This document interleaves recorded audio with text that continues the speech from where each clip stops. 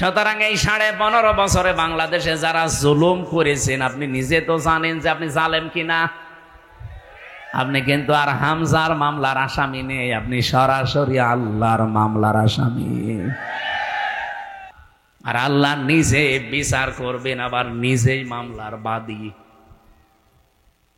আপনি পারবেন না বাঁচতে। এই জন্য আমার ভয় হয় আপনাদের নিয়ে, যারা জুলুম করে ফেলেছেন, যার উপরে জুলুম করলেন তার কাছে যে আপনি আগে ক্ষমা চেয়ে নিন। যদি না পান, জীবনও আল্লাহ আপনাকে মাফ করবে না, কারণ এটা আল্লাহর দায়িত্বে নেই। এটা হককুল্লাহ না, এটা হককুল ইবাদ। হককুল্লাহ হলে আল্লাহ মাফ করে দিত, আপনি নামাজ পড়েননি, রোজা রাখেননি, হ্যাঁ এটা আল্লাহর অধিকার। আপনাকে আল্লাহ ইচ্ছা করলে মাফ করে দেবে, ইচ্ছা করলে শাস্তি দেবে, এখানে কারো কোনো প্রশ্ন নেই। কিন্তু আপনি মানুষ হয়ে মানুষের অধিকার নষ্ট করলেন, তাদের বেঁচে থাকার অবলম্বন কেড়ে নিলেন, জীবনও আপনাকে আল্লাহ মাফ করবে না। এটা আল্লাহ তার উপরে দিয়েছে যার অধিকার আপনি নষ্ট করেছেন। তাফসিরে তাবারির ভেতরে একটা কাহিনী আছে, এটা সত্য মিথ্যা যাচাই করা না, আমি শুধু শিক্ষার জন্য বলছি। দুনিয়াতে যেই মানুষগুলো মানুষ হয়ে মানুষের উপরে জুলুম করে, যে কাফের ছিল, আপনারা নাম সবাই জানেন, সাদ্দাদ, নাম শোনেননি?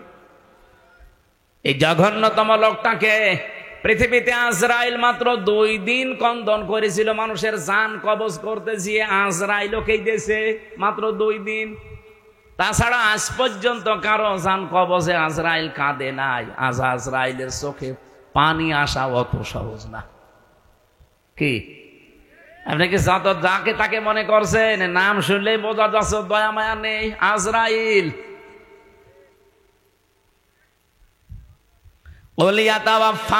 মালাকুল মাউতিল্লাযী ওয়াক্কিলা বিকুম সুম্মা ইলা রাব্বিকুম তুরজাউন।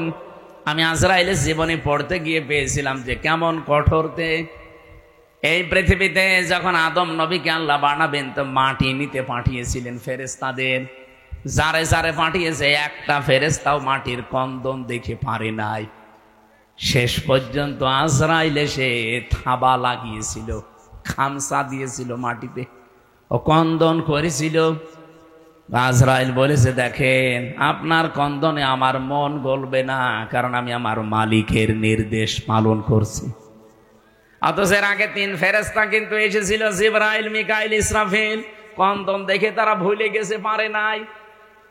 হযরতে আজরাইল যখন 1 খামসা দিয়েছেন, তাফসিরে পড়েছি তার এই 1 খামসার ভেতরে মাটি ছিল 40 মণ।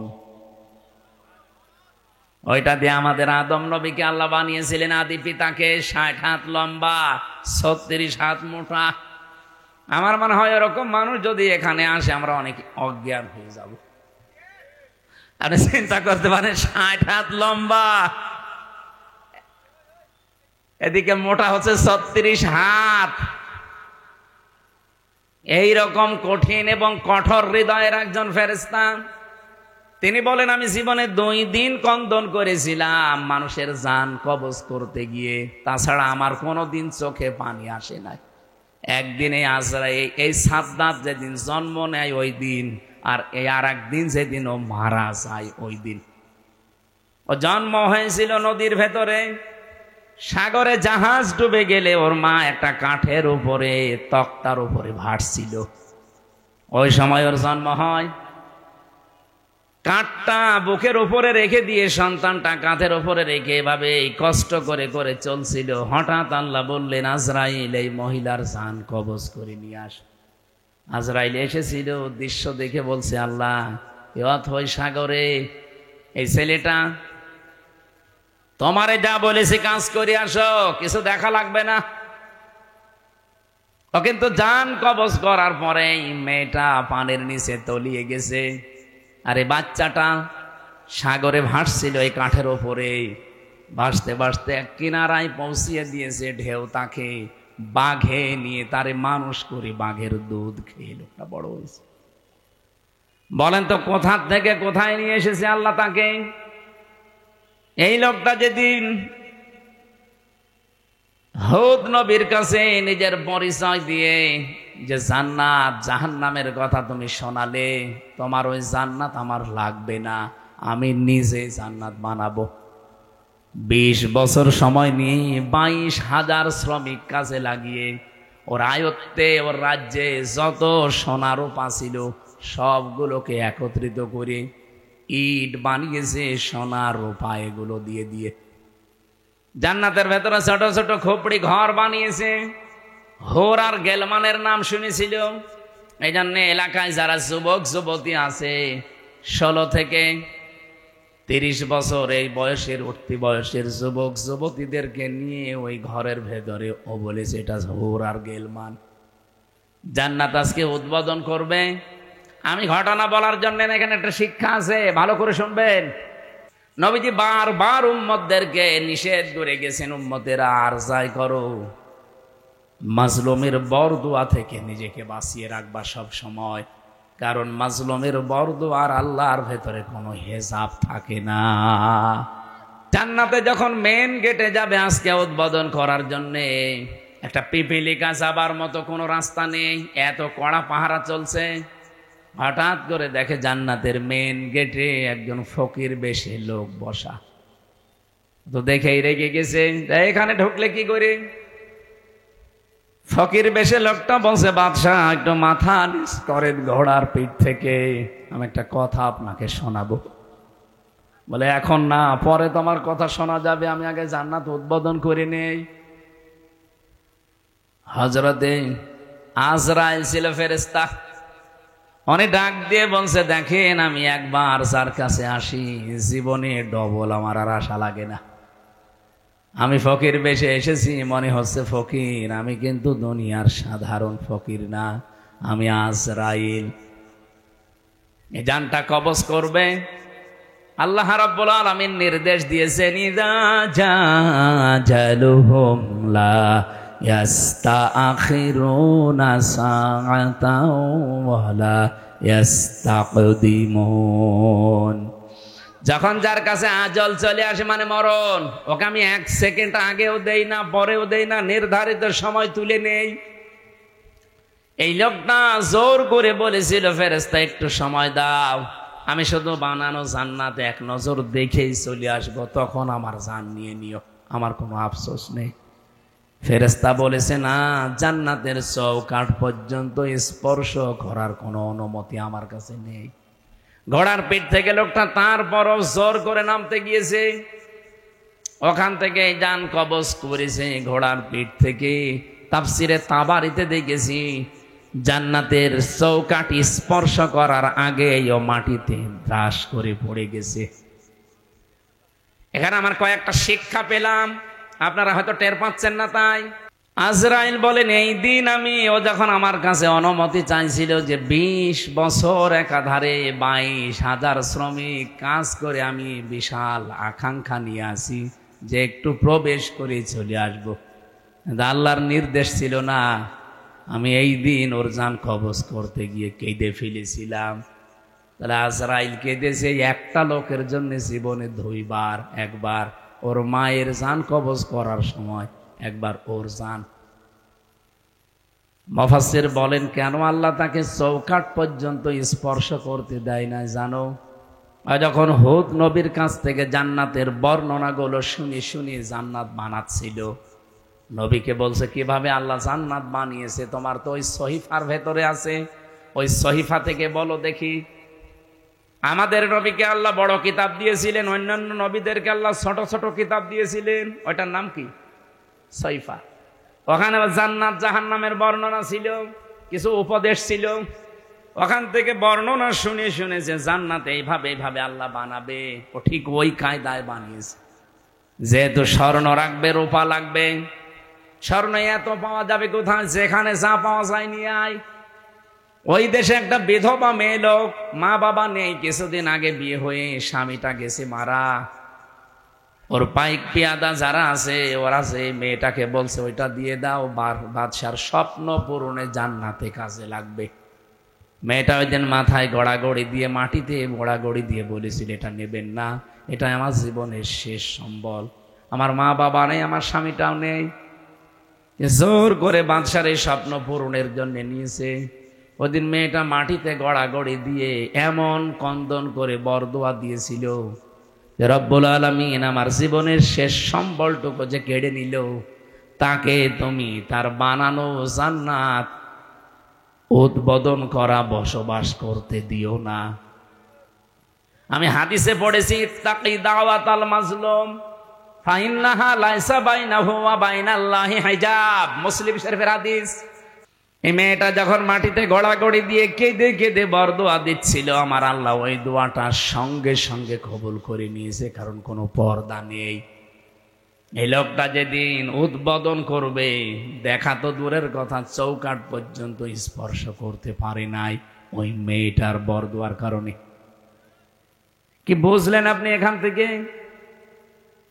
কত জায়গায় কত অত্যাচার জুলুম করেছিল, কিন্তু এই একটা বিধবা স্বামী হারা মা বাপ হারা এতিম মেয়ের শেষ সম্বলটুকু কেড়ে নেওয়ার কারণে আল্লাহর আরশ পর্যন্ত ধাক্কা খেয়েছে।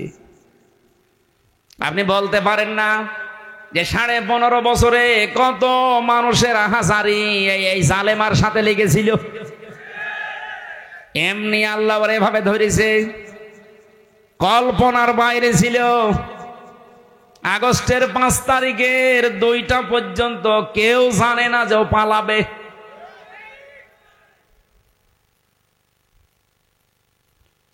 আমার মনে হয় এই বিধবা মেয়ে লোকটার মতো, এই এতিম মেয়েটার মতো হাজার হাজার মায়ের, স্বামীর, বোনের, এতিম সন্তানের আর্তনাদ, বরদোয়া, চোখের পানি এই জালেমা মহিলার ক্ষমতার সাথে লেগেছিল। বিশেষ করে যারা আয়না ঘরে ছিল, আপনি ভাবতে পারেন, যারা আয়না ঘরে 8 বছর 10 বছর পড়ে আছে। আমি তো মাত্র 10 দিন ছিলাম মাটির নিচে, তাই আমি অজ্ঞান হয়ে গেছি। আর যারা 8 বছর 10 বছর 14 বছর পড়ে আছে, দুনিয়া কি সে জানে না, এমনকি নিজের নাম কি তাও ভুলে গেছে। আমার নাম যে ব্যারিস্টার আরমান, সে নিজেও জানে না। আরে ভাই, 10 বছর 12 বছর একটা লোককে যদি কেউ না ডাকে, ওর নাম মনে থাকবে কি করে? ওরা তো কেউ ডাকে না। ও লোকটা জানে না যে এখন দিন না রাত, এটা যে কোন বছর চলছে তা ওর জানা নেই, এটা যে কোন মাস চলছে, কি বার আজকে, কয়টা বাজে, কিচ্ছু জানে না। ও আন্দাজে নামাজ পড়তাম। আমি তো 4 ওয়াক্ত নামাজ একসাথে পড়েছি, কারণ আমি জানি না যে এখন কখন কি। আমার মাজায় দড়ি লাগিয়ে চোখে ওই কালো কাপড় বেঁধে, পেছনে হ্যান্ডকাপ দিয়ে, পায়ের সাথে ডান্ডা বেড়িতে মানে 11 ঘন্টা টাঙিয়েছিল। মানে পাটা আমার উপরে ছিল, মাটিতে ছিল না। মাঝে মাঝে ফেলতে গেলেই ওই সিসি ক্যামেরায় দেখে দেখে গরম দিত। আপনি 1, 2, 5 ঘন্টা না, 11 ঘন্টা। এদিকে দুপুর বেলা নিয়ে গেছে 1:30টার দিকে, রাত 11:30টার সময় নিয়ে আসতেছে। আপনি হিসাব করেন তো কত ঘন্টা হয়। এর ভেতরে মাত্র 2 বার আমাকে নামিয়েছে। আমি শুধু প্রসাব করার জন্য বলেছিলাম যে আমি টয়লেটে যাবো, ওই 1.5-2 মিনিট সময় যা পেয়েছি অতটুকুই। এর ভেতরে আমার আর কোনো খাওয়া দাওয়া নেই। এর ভেতরে আমার সাথে হয় 5 ঘন্টা 7 ঘন্টা পরে হঠাৎ করে একটা গরম দিয়ে ওঠে, কারণ মাটির নিচে খালি পানির আওয়াজ পাওয়া যায়। আমার মনে হয় ওই পাশ দিয়ে কোনো ড্রেন ছিল, অথবা টয়লেটের কোনো জায়গা, কেউ পায়খানা করলে ওই পড়ে, ওই তখন আওয়াজ হয়।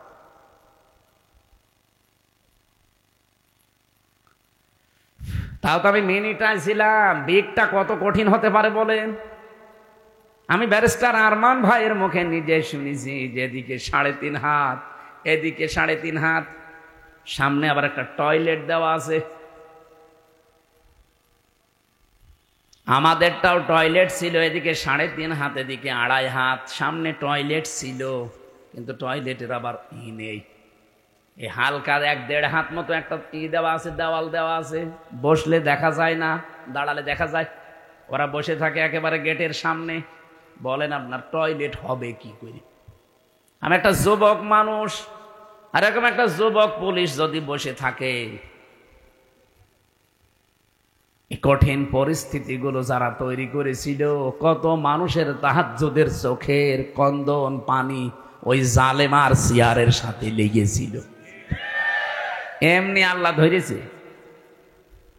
সাদ্দাতকে তার এত স্বপ্ন সাদের জান্নাত ভোগ করতে দেয়নি, স্পর্শ পর্যন্ত করতে দেয়নি, খালি একটা মেয়ে লোকের চোখের পানি বরদোয়ার কারণে।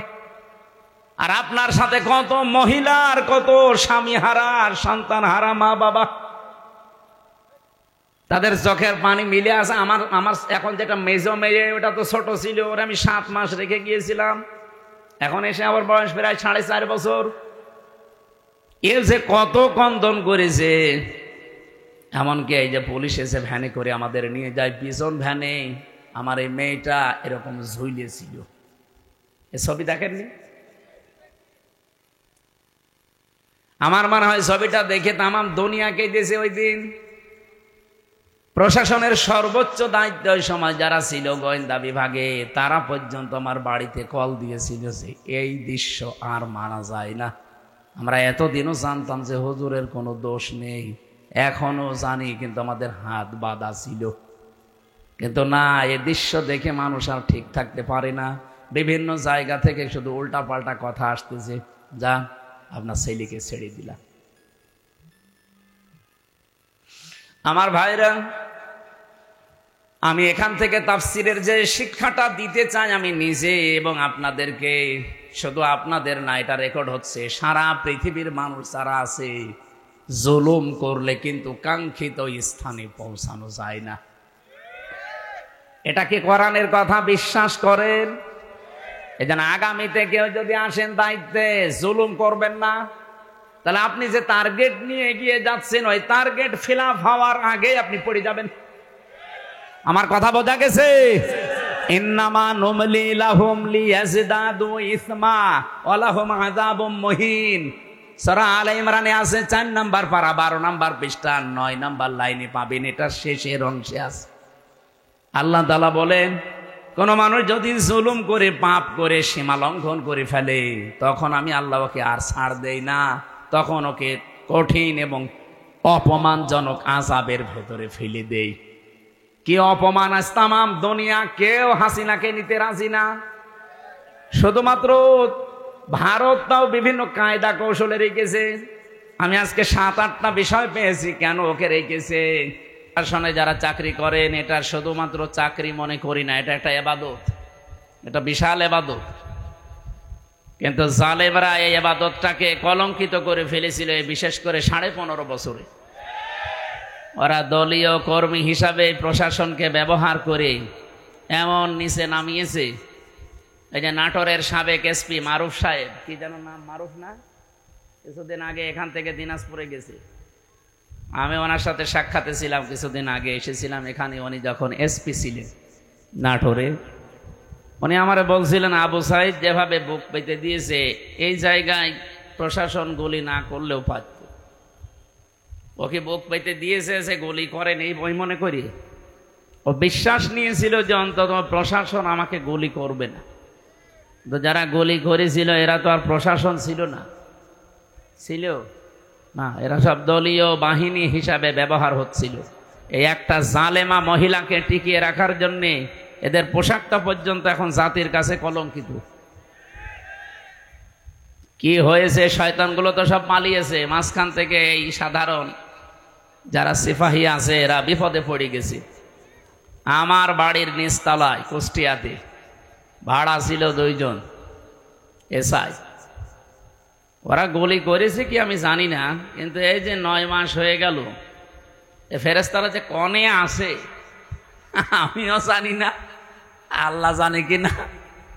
বলেন, আমি এই যে ঘরে তালা লাগানো, ভাড়া যে দেবো এই 9 মাস, তাদের মোবাইলও তো বন্ধ, খুঁজেও পাই না। অথচ তাদের বাড়ি হয়তো কোনো দূর জেলায়। এখন সে কি যাবে, সে দূর জেলায়, সে দিনাজপুরে বাড়ি, কোথায় কার পঞ্চগড়ে বাড়ি, এত দূর থেকে তার বাড়ি আমি চিনি, তার কাছে চাবি নিয়ে আসতে যেতেই তো আমার আরো 2000 টাকা খরচ হবে। এই একটা ঝামেলায় আছে। ম্যাডাম রে বললাম যে ও বাড়িওয়ালার স্ত্রীকে কল দেন, ওর বউ আল্লাহ রাস্তায় গেছে। কি একটা বিপদে ফেলে দিল তাদেরকে। আজকে যারা প্রশাসনের দায়িত্ব নিয়ে মাহফিল শৃঙ্খলার দায়িত্বে যারা আছেন, আল্লাহ রাব্বুল আলামিন তাদের ইজ্জত আবরু সেভাবে তারা হেফাজত করো জনগণের, তাদেরকে যেন আল্লাহ সর্বোচ্চ হেফাজতে রাখেন। এই অফিসারের বাড়ি কোথায়? সে চাঁপাইনবাবগঞ্জের কানসার্ট এলাকায়। আরো যারা দায়িত্বে আছে তারা বিভিন্ন জেলার, এই জেলার একজনও তো এই জেলায় দায়িত্বে দেবে না সরকার। চিন্তা করেন, নিজেদের সব ছেড়ে বাংলার বিভিন্ন প্রান্তে এরা দায়িত্বে আছে জনগণের জান মাল ইজ্জত আবরু হেফাজতের জন্য। নবীজি জানিয়েছেন দুইটা চোখ আল্লাহ জাহান্নামে দেবে না। তার এক নম্বরে এই প্রশাসনে যারা আছে, মানুষের সম্পদ আদি হেফাজতের জন্য যারা রাত জেগে থাকে। দুই নম্বর ওই মানুষগুলো যারা গনার কথা স্মরণ করে রাতের বেলা কাঁদে। এখানে আমরা দুই প্রকার মানুষই আছে, ওনারা আছে রাতের বেলা গনার কথা স্মরণ করে কাঁদা মানুষও আছে না? সুতরাং এই দুই প্রকার মানুষের ওসিলায় আজকের অনুষ্ঠান যেন আল্লাহ কবুল করেন। দল মত জাতি বর্ণ ধর্ম নির্বিশেষে আজকের এই অনুষ্ঠান, এটা কি দলীয় অনুষ্ঠান নাকি? না, কোরআনের অনুষ্ঠান। হাযা বায়ানুল লিন্নাস হুদাল লিন্নাস। মানুষ পদবাচ্চে যারা আমরা বিবেচিত, তাদের জন্য আল্লাহ কোরআন দিয়েছেন। আর আমরা এসেছি আল্লাহর বান্দা মানুষ হয়ে। এখানে মুসলমান থাকতে পারেন, অন্য ধর্মের লোকও থাকতে পারেন, কোনো অসুবিধা নেই। কোরআন যেহেতু সবার জন্যে, আর আমি তো এখন দলীয় পরিচয় নিয়ে আপনার এখানে বসি নাই, আমি এখন কোরআনের আলেম। কোরআন যেহেতু সবার, আলেমও আমি এখন সবার। যদিও জায়গাটা মনে হচ্ছে ভেজা, না বৃষ্টি হয়েছে, কিছুক্ষণ থাকলে ঠান্ডা উঠবে আমরা জানি। কষ্ট করছেন, কোনো এবাদতে কষ্ট বেশি হলে সওয়াব বেশি হয়। এজন্য আজকে একটু কষ্ট করা যাবে না? ঘন্টাখানিক। দল মত জাতি বর্ণ ধর্ম নির্বিশেষে যেহেতু এসেছি, আমরা খুশি আজকে, বলেন আলহামদুলিল্লাহ। পৃথিবীতে আমরা এই যে আসার সময় আজকে পড়ছিলাম, চারটা জিনিসকে আল্লাহ নিজে রহমত বলে ঘোষণা দিয়েছেন। তার এক নম্বরে বৃষ্টি। এই যে বৃষ্টি হয়েছে, বৃষ্টির যদি না হতো, মানুষ অনেকে এই নামাজ আদায় করে, ইস্তেসকার নামাজ, বৃষ্টির জন্য নামাজ পর্যন্ত মানুষ আদায় করে যে আমাদের বৃষ্টি দেন। শুধু আমরা না, পৃথিবীর অন্যান্য জাতি যারা আছে, বিশেষ করে সৃষ্টি জগতে, তারা কত কষ্টে আছে বৃষ্টি না হলে। এই জন্য বৃষ্টি এটা আল্লাহর রহমত। আল্লাহ রাব্বুল আলামিন এই নোনা পানিগুলোকে সাগর থেকে বাষ্পীয় আকারে তুলে নিয়ে যান, ওখান থেকে আল্লাহ নিজে ফোঁটা ফোঁটা এগুলো নাজিল করেন। আসসামাই যাতির রাজিই ওয়াল আরদি যাতিস সাদিই ইন্নাহু লাকাউলুন ফাসলুহু ওয়া মা হুয়া বিল হাযল। আল্লাহ পাক বলেন, আকাশের কসম যে পানি ধারণ করে আছে, এত লক্ষ লক্ষ গ্যালন গ্যালন পানি আকাশ ধারণ করে আছে, যদি ছেড়ে দিত একবার, তামাম দুনিয়া সাগর হয়ে যেত। জমিনের কসম যে জমিন এই পানিকে বৃষ্টিকে শোষণ করে নেয়। আকাশ যদি বলতো না আমি এ বৃষ্টি আমার বুকে রাখবো না, জমিন যদি বলতো আমার পেটে আমি এই পানি নিতে পারবো না, তামাম দুনিয়ায় আমরা বাস করতে পারতাম। আল্লাহর তো কিচ্ছু লাগতো না, শুধুমাত্র বৃষ্টি দিয়ে আমাদের শেষ করে দিত। এই জন্য আল্লাহর সাথে পাল্লা দিয়েছে, পারা যায় না। এখন ইসরায়েল টের পাচ্ছে।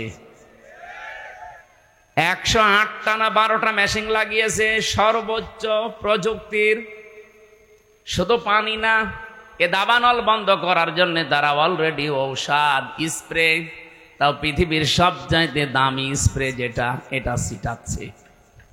কিন্তু এই আগুন তো আর হামসা লাগায়নি, আগুন লাগিয়েছে কে? যত পানি দেয়, ঔষধ দেয়, আগুন তত বাড়তেছে। ওদের আজ বিশ্ব রোড পর্যন্ত বন্ধ হয়ে গেছে। এটা আজকে 12:30টার খবর। ওদের বিশ্ব রোড এখন বন্ধ করে দিয়েছে। মেন রাস্তা, ন্যাশনাল হাইওয়ে যেটা, এটা অলরেডি বন্ধ। জেরুজালেমে যাওয়ার পথ আল্লাহ বন্ধ করে দিয়েছে। কত শিশুর কন্দন আমি শুনেছি। ওই ছোট ছোট ফিলিস্তিনের মাসুম বাচ্চারা, আমার বাবার নাম রিয়াজউদ্দিন, আমার এই শরীরে সর্বোচ্চ রক্ত আছে রিয়াজের। কার? বলেন বলেন। ফিলিস্তিনের ওই বাচ্চাদের শরীরে রিয়াজের রক্ত না, এ চৌধুরীর রক্ত না, ওই বাচ্চাদের শরীরে হযরতে দাউদ আলাইহিস সালাম, হযরতে সুলাইমান নবীর রক্ত প্রবাহমান। এই গোলাপের পাপড়ির মতো বাচ্চাগুলো শেষ পর্যন্ত বলেছে, আমরা কিন্তু আল্লাহকে সব বলে দেব। আমার মনে হয় আল্লাহকে ওরা সব বলে দিয়েছে। পৃথিবীর মানুষেরা শুধু দেখেছিলাম আমরা ওদের ওই কান্ডা কন্দন গুলো দেখার পরে কিছুই করি নাই, কিছু বলি নাই। অনেকের সামর্থ্য ছিল কিন্তু তারা নিশ্চুপ ছিল। আল্লাহ পাক এবার নিজে মনে হচ্ছে প্রতিশোধ নেওয়ার জন্য হাতে নিয়েছেন। আমার দাম দৃশ্য আজ 4-5 দিন দেখতে পাচ্ছি, ওদেরকে আল্লাহ একেবারে পৃথিবীর মানচিত্র থেকে নিশ্চিহ্ন না করে দম নেবে না। আল্লাহর এটা ওয়াদা আছে, ওয়াকানা হাক্কান আলাইনা নাসরুল মুমিনিন। মুমিনদেরকে সাহায্য করা আমার আল্লাহর উপরে ওয়াজিব, এটা মুমিনদের হক। সুম্মা নুনাজ্জিল্লাযীনা তাকাও ওয়া নাযারু যালিমিনা ফিহা জিসিয়া।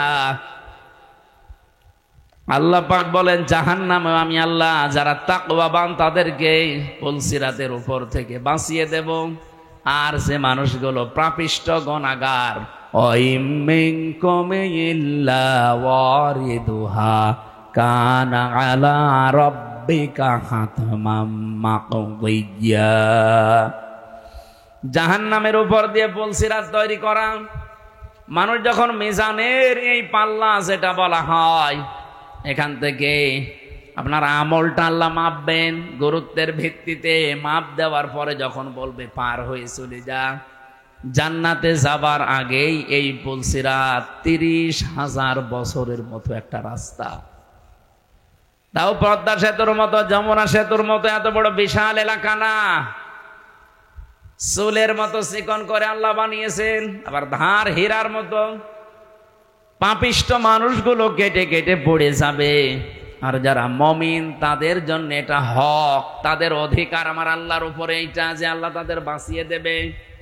এই জন্য তাকওয়া শব্দের পরে আপনি দেখবেন সুম্মা নুনাজ্জিল্লাযীনা তাকাও ওয়া নাযারুজ যালিমিনা ফিহা জিসিয়া। কোরআনে কারিমে আল্লাহ আয়াত দিয়ে জানাতে চাই, মুমিন যারা এই মানুষগুলোকে সাহায্য করা আমি আল্লাহর জন্য যেমন হক, আমার মুমিন বান্দাদেরও আমি আল্লাহর প্রতি একটা হক আছে। হাক্কান আলাইনা নুনজিল মুমিনিন। হাক্কান দিয়েছেন আল্লাহ, এখানে আলেম আছে কিনা জানি না। আপনি শব্দটা কিন্তু এখানে পুরোপুরি মাসদার আল্লাহ দিয়ে দিয়েছেন।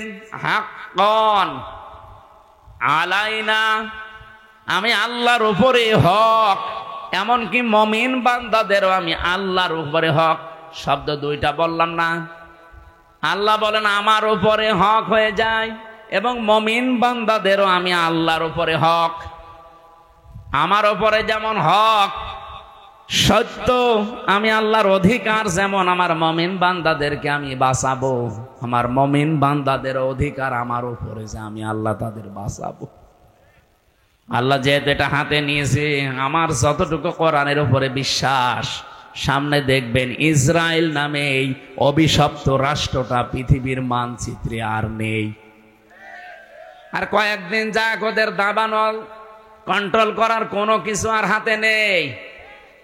যেভাবে আগুন আসতেছে আপনি দেখেছেন ভিডিওগুলো, পাগল হয়ে যাবেন।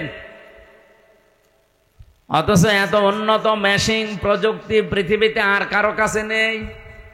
108টা 112টা সবগুলো একসাথে চালাচ্ছে, বিমান পর্যন্ত পুড়িয়ে ছারখার হয়ে যাচ্ছে।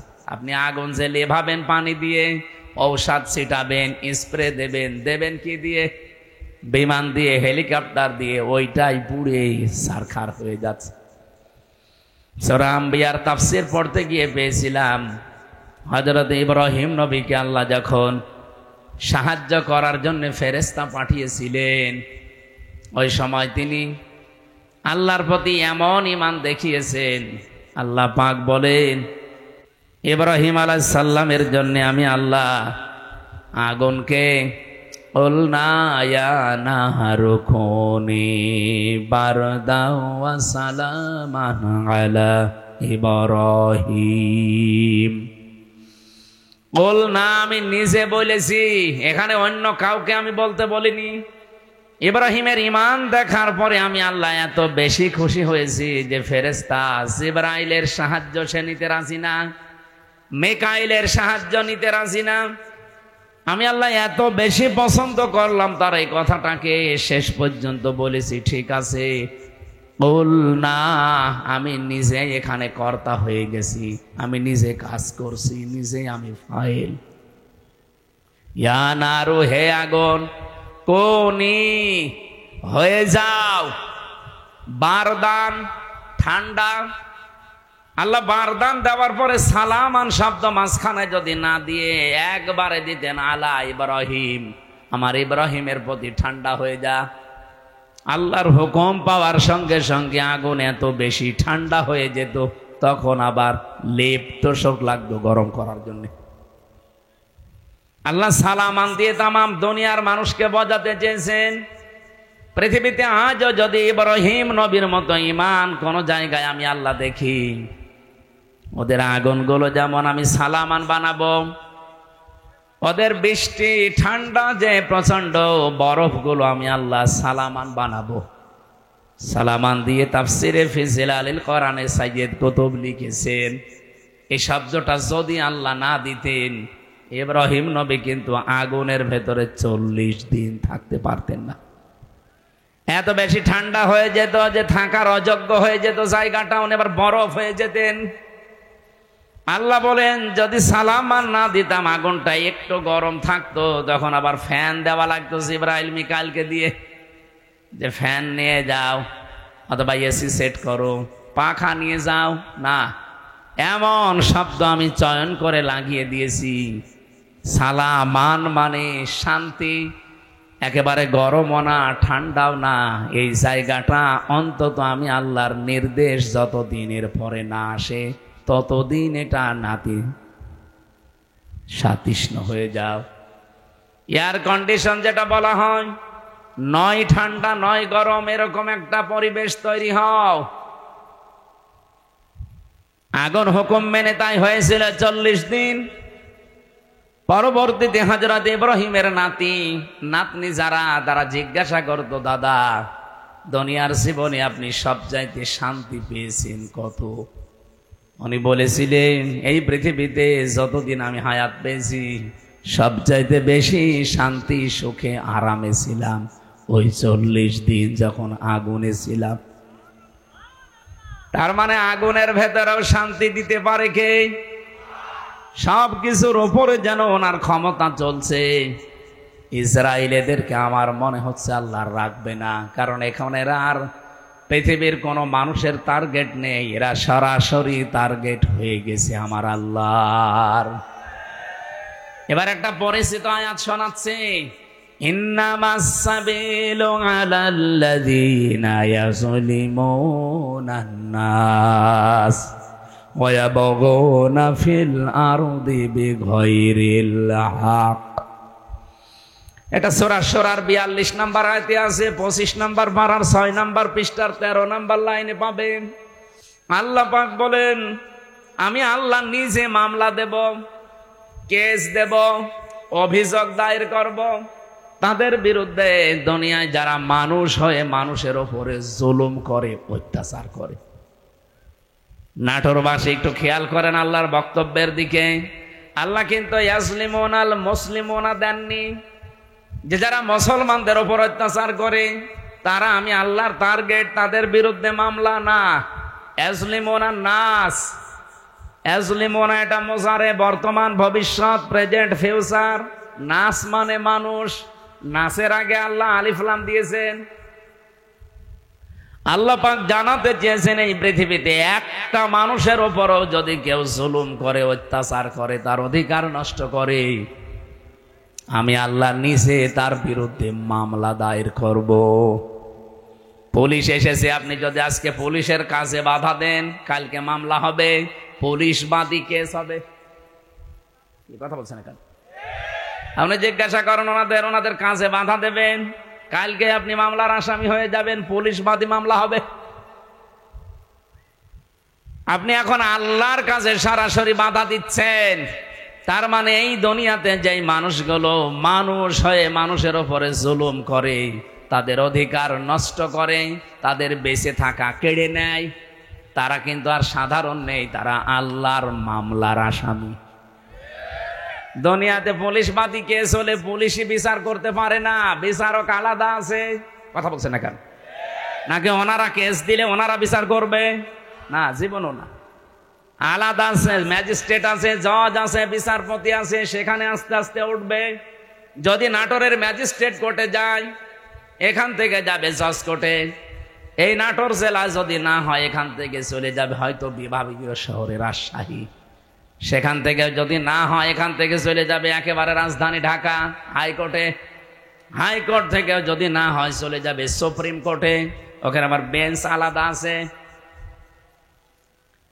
এই যে বাংলাদেশের সিস্টেমগুলো দেখলেন, যারাই মামলা দিক তারা নিজেরা বিচার করতে পারে না, আলাদা আলাদা বেঞ্চ আছে। আর আল্লাহ বলেন আমি নিজে মামলার দায়ের করব আর নিজেই বিচার করব। আপনি কথার ওজন টের পাচ্ছেন? আল্লাহ নিজে মামলা দায়ের করবে, নিজেই বাদী, আবার নিজেই বিচারপতি। আমার নিজের মামলাটাই বলছে, মামলার আয়ু থেকে শুরু করে একেবারে যিনি নির্দেশ দিয়েছেন ওই পালিয়ে গেছে উনি, এই প্রত্যেকটা জায়গায় আমি দেখেছি এরা সব আমার উপরে অবিচার করেছে। কারণ মামলাটা যদি আমি সম্পৃক্ত থাকতাম, আল্লাহর কসম কোরআন আমার সামনে, জীবনেও কোনোদিনে কথা তুলতাম না। কোরআন আমি মাথায় নিয়ে বলতে পারবো এই মামলা সম্পর্কে আল্লাহর কসম আমি কিচ্ছু জানি না। আনসারুল্লাহ বাংলা টিমের প্রধান নাকি আমি, অথচ ছাতা যে কি আমি আজ পর্যন্ত জানি না। এমনকি মামলার আইও পুলিশ, উনি নিজেও বলতো আমারে যে হুজুর আমিও জানি আপনার কোনো দোষ নেই, করেন কেন? উপরের নির্দেশ। সব এইভাবে চলছিল। তারপরেও তো আমার মামলার আইও নিজে বিচার করতে পারে নাই। মামলার বিচারপতি আলাদা, ম্যাজিস্ট্রেট যিনি রিমান্ড দেবে তিনি আলাদা, জজ যিনি বিচার করবে তিনিও আলাদা। এই যে বিডিআর হত্যা, 57 জন অফিসার হত্যা, বিশেষ করে শাপলা চত্বরে আলেমদের হত্যা, এই দুইটা হত্যার পেছনে সরাসরি জড়িত আছে ইন্ডিয়া নিজে। এই এখন প্রমাণ আস্তে আস্তে বের হচ্ছে। অলরেডি আন্তর্জাতিক আদালতে হেগে ওদের বিরুদ্ধে 2 জনের বিরুদ্ধে মামলা হচ্ছে, হাসিনা আর মোদি। এই 2 জনকে যদি সত্যি ওখানে নিয়ে যাবজ্জীবন জেল অথবা ফাঁসির রায় দিয়ে দেয়, শেষে ইন্ডিয়ার সাথে বিশ্বের বহু দেশের সম্পর্ক মানবাধিকার নষ্ট করার জন্য খারাপ হয়ে যাবে। আমি একটাও বানিয়ে বলছি না, সব আমার এখানে রেকর্ড আছে, আন্তর্জাতিক তথ্য সব। মাইক্রোসফট নাম শুনেছেন? 257টা দেশ নিয়ে তারা রিপোর্ট বানিয়েছে, বিশেষ করে বাংলাদেশের শাপলা চত্বরটা নিয়ে। আর ওদিকে বিডিআর হত্যা। কি সমস্যা কি? ওখান থেকে আশপাশে মোবাইল সরান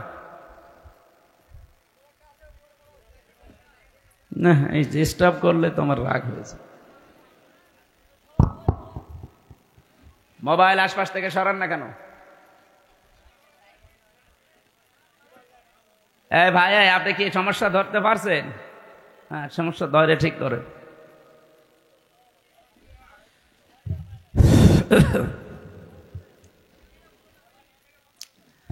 আমার ভাইরা, যে কথা তুলেছিলাম এখান থেকে আমার নিজের কাছে এই কথা মনে হচ্ছে।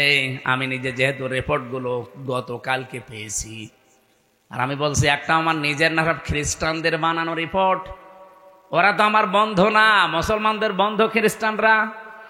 ওরা যখন এগুলো দিয়েছে আগস্টের 5 তারিখের পর থেকে আজকে মে মাসের 5 তারিখ চলছে, এই একাধারে এই 9 মাস বারবার ইন্ডিয়া এদিকে বিএনপিকে ধরে জামাত ইসলামকে ধরে রাজনৈতিক যত দল আছে বড় বড় তাদেরকে বারবার, বিশেষ করে সেনাবাহিনী যারা আছে এদেশে, এদেরকে চেষ্টা করেছে যে যে কোনো কায়দায় যেন এটা বন্ধ করা যায়।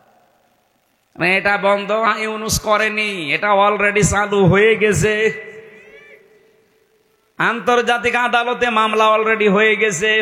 এখন এদেরকে ডাকা আরম্ভ করবে সামনে। ইন্ডিয়া বেশ ভালোভাবে জানে, প্রমাণ সব তো আছে ইন্টারনেটে। শাপলা চত্বরে কিভাবে কি করেছেন সব প্রমাণ এখন বের করে ফেলছে। পৃথিবী এত উপরে চলে গেছে। এখন যদি সত্যিই মোদির বিরুদ্ধে এই মামলা হয়ে রায় হয়ে যায় হেগে, আন্তর্জাতিক আদালতে হেগে যদি সত্যি রায় হয়ে যায়, আপনি বিশ্বাস করেন সামনে ইন্ডিয়ার সাথে বড় বড় চুক্তি বিশ্বের যেগুলো আছে সব তারা মানব অধিকারের দোহাই দিয়ে বন্ধ করে দেবে।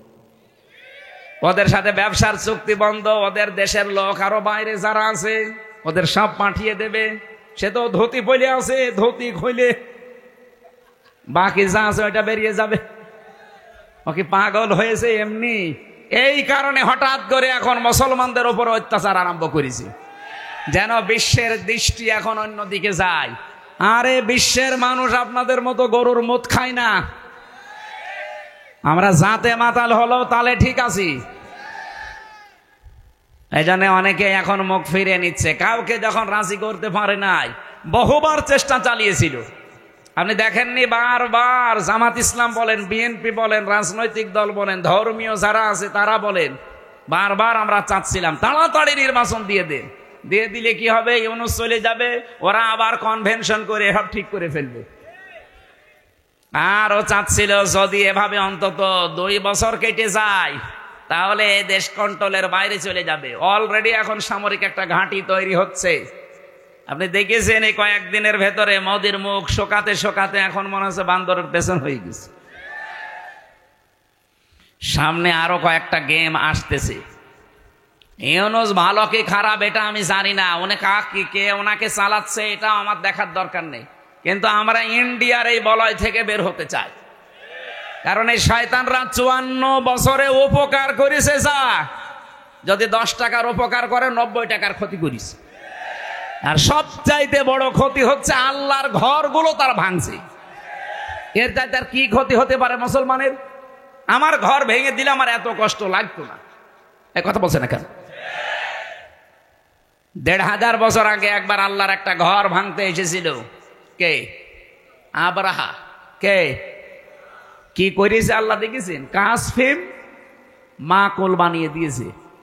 আর এই শয়তানরা আল্লাহর একটা ঘর সে তো ভাঙতে পারে না, শুধু ভাঙার জন্য এসেছিল। আরে অলরেডি ভেঙ্গে ভেঙ্গে সব মাটির সাথে গড়িয়ে ওই জায়গায় এখন মন্দির উদ্বোধন করছে। আর মিথ্যা ধোয়া তুলছে, দিনের পর দিন যায় আর ধোয়া তোলে যে এখানে 500 বছর আগে নাকি মন্দির ছিল।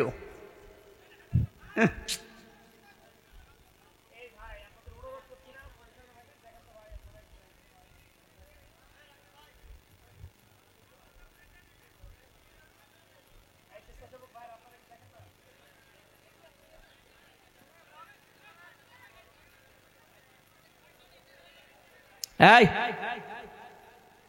যাক, যার ভালো লাগছে না চলে যাক। ও একা যাচ্ছে, আবার আরেকজনকে ডেকে নিয়ে যাচ্ছে। ওটা ধরেন তো, আপনি আস্তে করে চলে যেতে পারছেন না? নাটোর বাসে যেহেতু রাজনৈতিক মহল অনেক বড়, ওই মানুষগুলো চিন্তা ভাবনা করবে আমি তো আর রাজনৈতিক ময়দানের বড় নেতা না, আমি একজন কর্মী মাত্র। আমি একটু টাচ দিলাম যতটুকু পেয়েছি আপনাদের।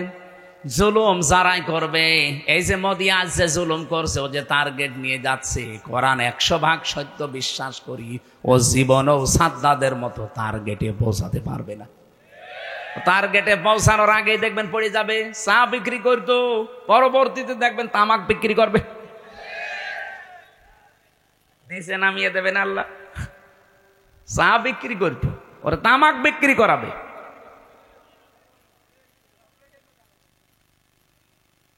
অলরেডি দাঙ্গা বাঁধিয়ে দিয়েছে ভারতে। গত পরশু দিনও দেখলাম 2 জন মুসলমান দাড়িওয়ালা ধরে সরাসরি জবাই করছে। এখন ওর হাতে আর দুনিয়ার কিচ্ছু নেই, শুধু এইটাই আছে পুঁজি যে মুসলমানদের বিরুদ্ধে হিন্দুদের উস্কিয়ে দিয়ে এদের দাঙ্গা তৈরি করে একটা ফায়দা লড়বে, ঘোলা পানিতে মাছ শিকার। এই জন্য গোবিন্দ পরামানিক কিন্তু বুঝে ফেলিস, বাংলাদেশের পুরা বাংলাদেশ মিলে হিন্দু মহাজোট আছে, তার মহাসচিব গোবিন্দ চন্দ্র পরামানিক গত পরশুদিনও জানিয়েছে না যে তামাম পৃথিবীর হিন্দু ভাইরা, হিন্দু বোনেরা সবাই এই মাতাল মোদিকে থামান। একটা মাতাল এই শয়তানের মনোবাসনা পূর্ণ করতে গিয়ে যা আরম্ভ করেছে, এ পৃথিবী কয়েকদিন পরে বসবাসের অযোগ্য হয়ে যাবে, কারণ ঘরে ঘরে তখন মারামারি শুরু হবে। এই জন্য লোকটাকে থামাতে বলছে। আমরাও চাই হিন্দু ভাইরা যারা আছেন, অন্যান্য খ্রিস্টান ধর্মের যারা আছেন, খ্রিস্টান ভাইদের কি বিবেক বুদ্ধি সব কি লোপ পেয়েছে? আপনাদের মেয়েকে, আপনাদের বোনকে এই ইন্ডিয়ার বুকে ওরা উলঙ্গ করে রাস্তায় হাঁটিয়েছে 17 সালে। এই কথা বলছেন না কেন? আমাকে বানিয়ে বলছি। আপনাদের মাকে, বোনকে, মেয়েকে যারা উলঙ্গ করে রাস্তায় হাঁটাতে পারে, তাও রাজপথে, আপনাদের কি বিবেকে কুকুরে প্রসব করেছে? বিবেকটা জাগ্রত হচ্ছে না? অন্তত এই উগ্রপন্থী সন্ত্রাসী জঙ্গি এই যে যারা আছে, এদেরকে থামানো দরকার এখনই, নাই তো এ বাতাস বাংলাদেশে আসলো বলে তখন আমরা নিজেরা কামড়া কামড়ি করে মরা লাগবে। ওরা এমনি বারবার এই হাওয়া দিয়েছিল, কিন্তু বাংলাদেশের মানুষ যাই হোক কোনো হাওয়াতে ফলে নাই। ফুটবলকে একবার একজন জিজ্ঞাসা করছে যে এত লাথি খাও কেন? বলছে ভাই আমি মানুষের পামে ফুলি, লোকে আমারে হাওয়া দিয়ে ফোলায়, এই জন্য লাথি দেয়। আমি তো নিজে ফুলতে পারি না, আমি যদি নিজে ফুলতে পারতাম তাহলে আমাকে কেউ হাওয়া দিত না, আর আমাকে লাথি দিতেও পারতো না। মানুষ যেহেতু আমারে পাম দেয়, হাওয়া দেয়, আমি ফুলে উঠি, আবার লাথিও দেয়। তো অন্তত আমরা আর কোনো কারোর পামে হাওয়ায় ফুলতে রাজি না। সে আমেরিকা বলেন, ইন্ডিয়া বলেন, চীন বলেন, রাশিয়া বলেন, কারো হাওয়া পেয়ে ফুলতে পারবে? আমরা ফুলতে চাই আমাদের নিজেদের হাওয়ায়। এই কথা বলে না কেন? আমার কথার অর্থ বোঝেননি? আমরা ফুলতে চাই কার হাওয়ায়? হঠাৎ করে 54 বছর পরে নারী কমিশন যতগুলো রিপোর্ট দিয়েছে, একটাও কোরআনের সাথে মিলছে?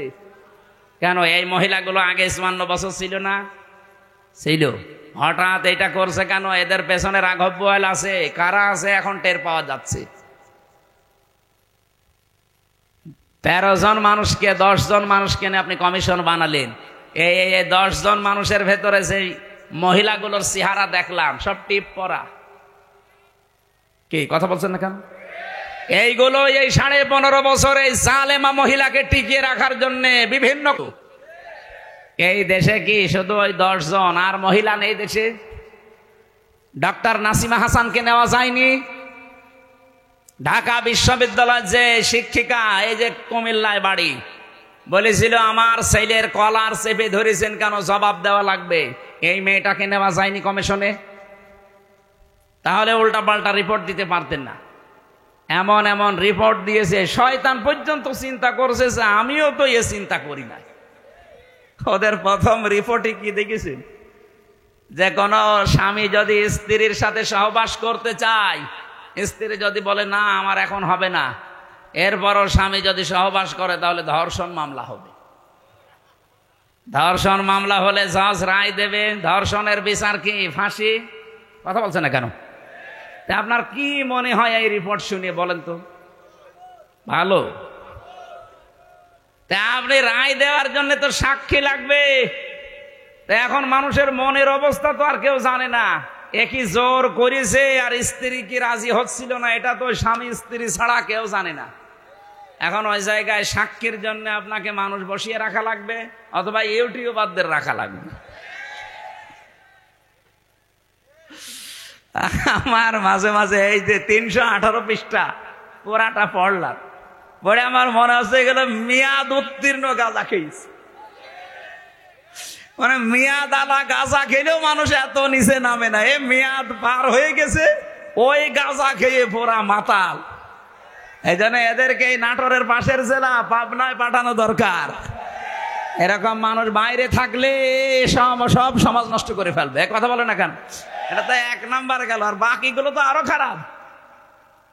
2 নম্বরে দিয়েছে যে দেহ আমার সিদ্ধান্ত আমার। দেহ আমার সিদ্ধান্ত আমার মানে দেহ কার? এ দেহ আপনি আমার এই যে 33 বছর বয়স, 34 বছর আগে হামজা নামে কেউ আমি ছিলাম না। আমার মা বাবার দায়িত্ব ছিল বিছানায় থাকা, বাকি যা করার কে করেছে? দেহ আমার হয় কি করি? আলা লাহুল খালকু ওয়াল আমরু, আল্লাহ বলেন আমি বানিয়েছি, সিদ্ধান্ত বলেন বলেন। এই আয়াতের পুরা বিরুদ্ধে লিখেছে তারা যে দেহ আমার সিদ্ধান্ত আমার। 3 নম্বরে তারা লিখেছে যে যারা যৌনকর্মী আছে এদেরকে শ্রমিকের মর্যাদা দেওয়া লাগবে।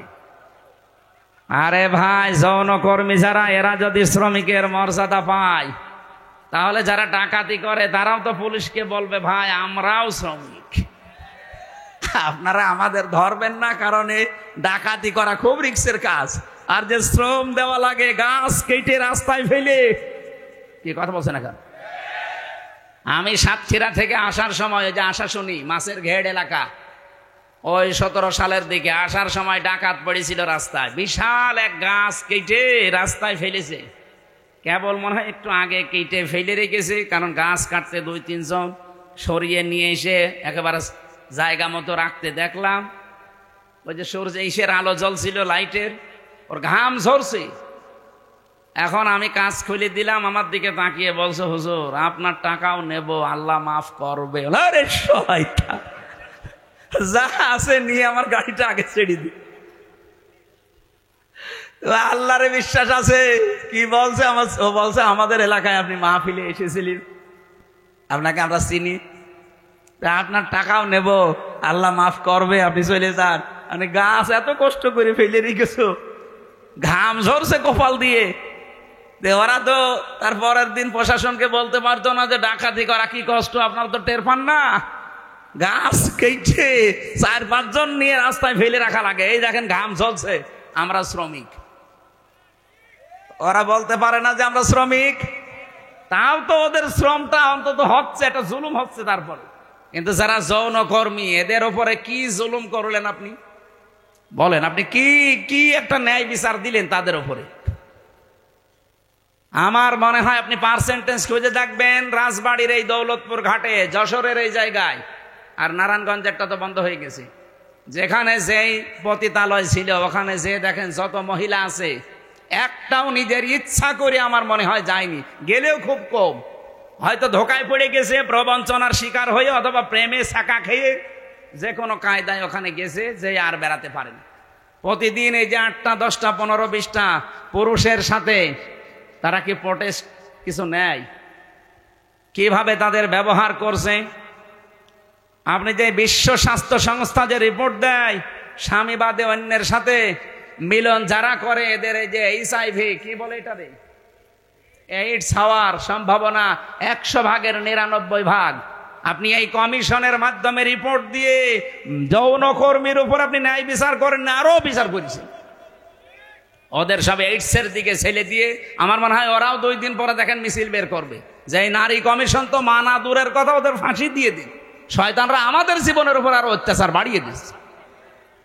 শুধু HIV, ওদেরকে এই যে 1 লক্ষ মানুষ আজ দেহ ব্যবসা করে সারা বাংলাদেশে, মানে একেবারে যেগুলো সরকারি হিসাবে, এই মানুষগুলোকে আমার মনে হয় আলেমদের পরামর্শ নিয়ে সরকারের যে বাজেটগুলো আছে এখান থেকে টাকা পয়সা দিয়ে এদের পুনর্বাসন করে দিন, হয় একটা কর্মসংস্থান দেন সম্মানজনক, তারা সম্মানজনক জীবন নিয়ে, তারা পরিবার নিয়ে, দরকার হয় যদি সেরকম পরিবেশ পায় বিয়ে শাদী করে জীবন চালাক।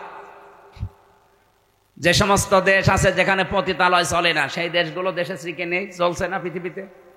আপনাকে কোন কারণে এই পাপের কাজ করা লাগবে? যেখানে জেনা ব্যভিচার ওপেন হয়ে যায় সেই দেশে আমার আল্লাহর রহমতের দৃষ্টি আল্লাহ তুলে নেয়, গজবের দৃষ্টি নিক্ষেপ করে। বলেন নাউজুবিল্লাহ। এই দেশটাকে গজবে ফেলে দেওয়ার জন্য এরা কাজ করছে, আর এদের পেছনে কিছু রাঘব বহাল আছে। এই জন্য আমরা বলতে চাই, এ কমিশন মানা তো দূরের কথা, এ কমিশন যা রিপোর্ট দিয়েছে রিপোর্ট না, ও কমিশনই আমরা মানি না। ওদেরকে এই মুহূর্তে বাতিল করে হয় পাবনায় দিয়ে দেন অথবা ফাঁসি দিয়ে দেন। হ্যাঁ, আপনারা রাজি নেই? হয় ওদের স্থান পাবনায় দেবেন, নাই ফাঁসি দেবেন। কোরআনের 13টা আয়াতের উপরে হাত দিয়েছে ওরা।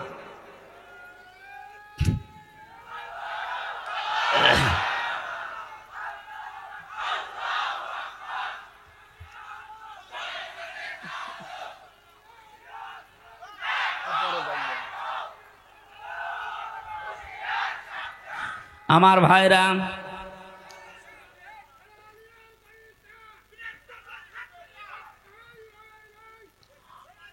আমার যে কথা বলছিলাম আমি বৃষ্টি নিয়ে, আল্লাহ রাব্বুল আলামিন এই পৃথিবীতে যে বড় বড় 4টা রহমতের ঘোষণা দিয়েছিলেন, তার 1 নম্বরে ছিল বৃষ্টি, 2 নম্বরে ছিল কন্যা সন্তান।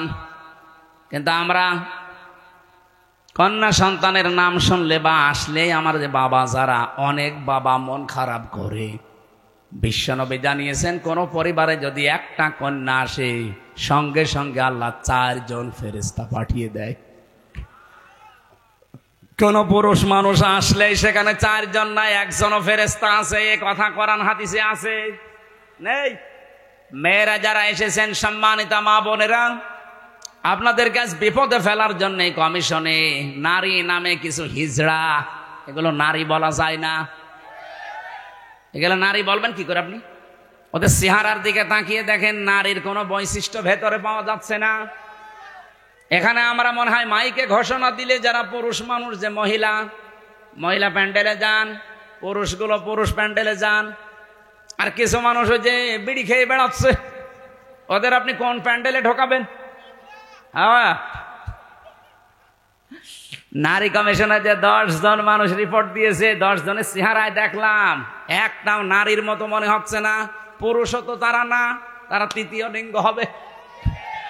আপনাদের জন্য ওইটা ঠিক আছে, এই দেশের মহিলাদের প্রতিনিধিত্ব করার কোনো ক্ষমতা অধিকার আপনাদের নেই। মেয়েরা আল্লাহর সবচাইতে বড় রহমতের সৃষ্টি। আল্লাহ বলেন, 2 নম্বর, আমি যখন বান্দার ওপরে বেশি খুশি হয়ে যাই, বৃষ্টি দেওয়ার পরে ওই এলাকায় মানুষের ঘরে আমি কন্যা সন্তান পাঠাই। এই জন্য যার একটা কন্যা আছে, নিজেকে ছোট ভাববেন না। ছেলে হলে মেয়ে হলে এটা সিদ্ধান্ত আল্লাহ। ছেলে হলে আপনার সব কিছু করে দেবে, কে বলেছে আপনাকে? মেয়ে হলে দুনিয়া আখেরাত 2টাই উজ্জ্বল হয়ে যাবে। দুনিয়া তো আছেই, যদিও আমাদের এই দেশে ইসলাম না থাকার কারণে মেয়েদের অনেক অধিকার নষ্ট হচ্ছে। ইসলাম আসলে অধিকারগুলো পঙ্খানো মেয়েরা ফিরে পাবে। ওরা মেয়েরা মেয়েদের নাম দিয়ে বলেছে এদের অধিকার নেই, সমান অধিকার এদের দেওয়া লাগবে। কিভাবে দেবেন আপনি? আমি পুরুষ মানুষ, হাফ প্যান্ট পরে আমি খেজুর গাছে অন্তত রস পাড়তে পারবো, মেয়েরা পারবে? আমি এখন আমার মনে হয় শুধুমাত্র এই মাজা থেকে হাঁটু পর্যন্ত ঢাকা থাকলে, নাভি থেকে একটা প্যান্ট পরে এখান থেকে কুষ্টিয়ায় চলে যেতে পারবো, কোনো অসুবিধা নেই। একটা মেয়ে লোকে যেতে বলে তো পারে? কুষ্টিয়া না, এখান থেকে এই নাটোরের বাজার পর্যন্ত গেলে চারিদিকে সেল্লিবিল্লি হয়ে যাবে। আর ওদের বলে সমান অধিকার দেওয়া লাগে। অধিকার সমান কিসের? ওদের মর্যাদা আমাদের চাইতে 3 গুণ বেশি। সুবহানাল্লাহ বলতে পারেন নাই? এই জন্য মেয়ে যাদের বাড়িতে আসে, হযরত ওমর বলেন, যে বাড়িতে একটা মেয়ে আছে মনে করবেন সেই বাড়িতে আল্লাহর একটা জান্নাত আছে। সুতরাং যারা মেয়ের বাবা আছেন, 1 মেয়ের বাবা আপনার একটা জান্নাত, 2 মেয়ের বাবা আপনার 2টা জান্নাত, 3 মেয়ের বাবা আপনার 3টা জান্নাত। আল্লাহ রাব্বুল আলামিন আমার যে 3টা মেয়ে দিয়েছে, আল্লাহ আমাদেরকে যেন নবীর এই হাদিস অনুযায়ী জান্নাতেও এরকম 1টা 2টা 3টা করে দান করেন, বলেন আমিন। 3 নম্বরে একটু ভালো করে শুনবেন হাদিসটা।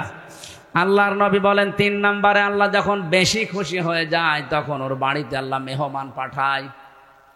আমাদের তো সমস্যা, মেহমান আসলে আমাদের মন খারাপ হয়ে যায়।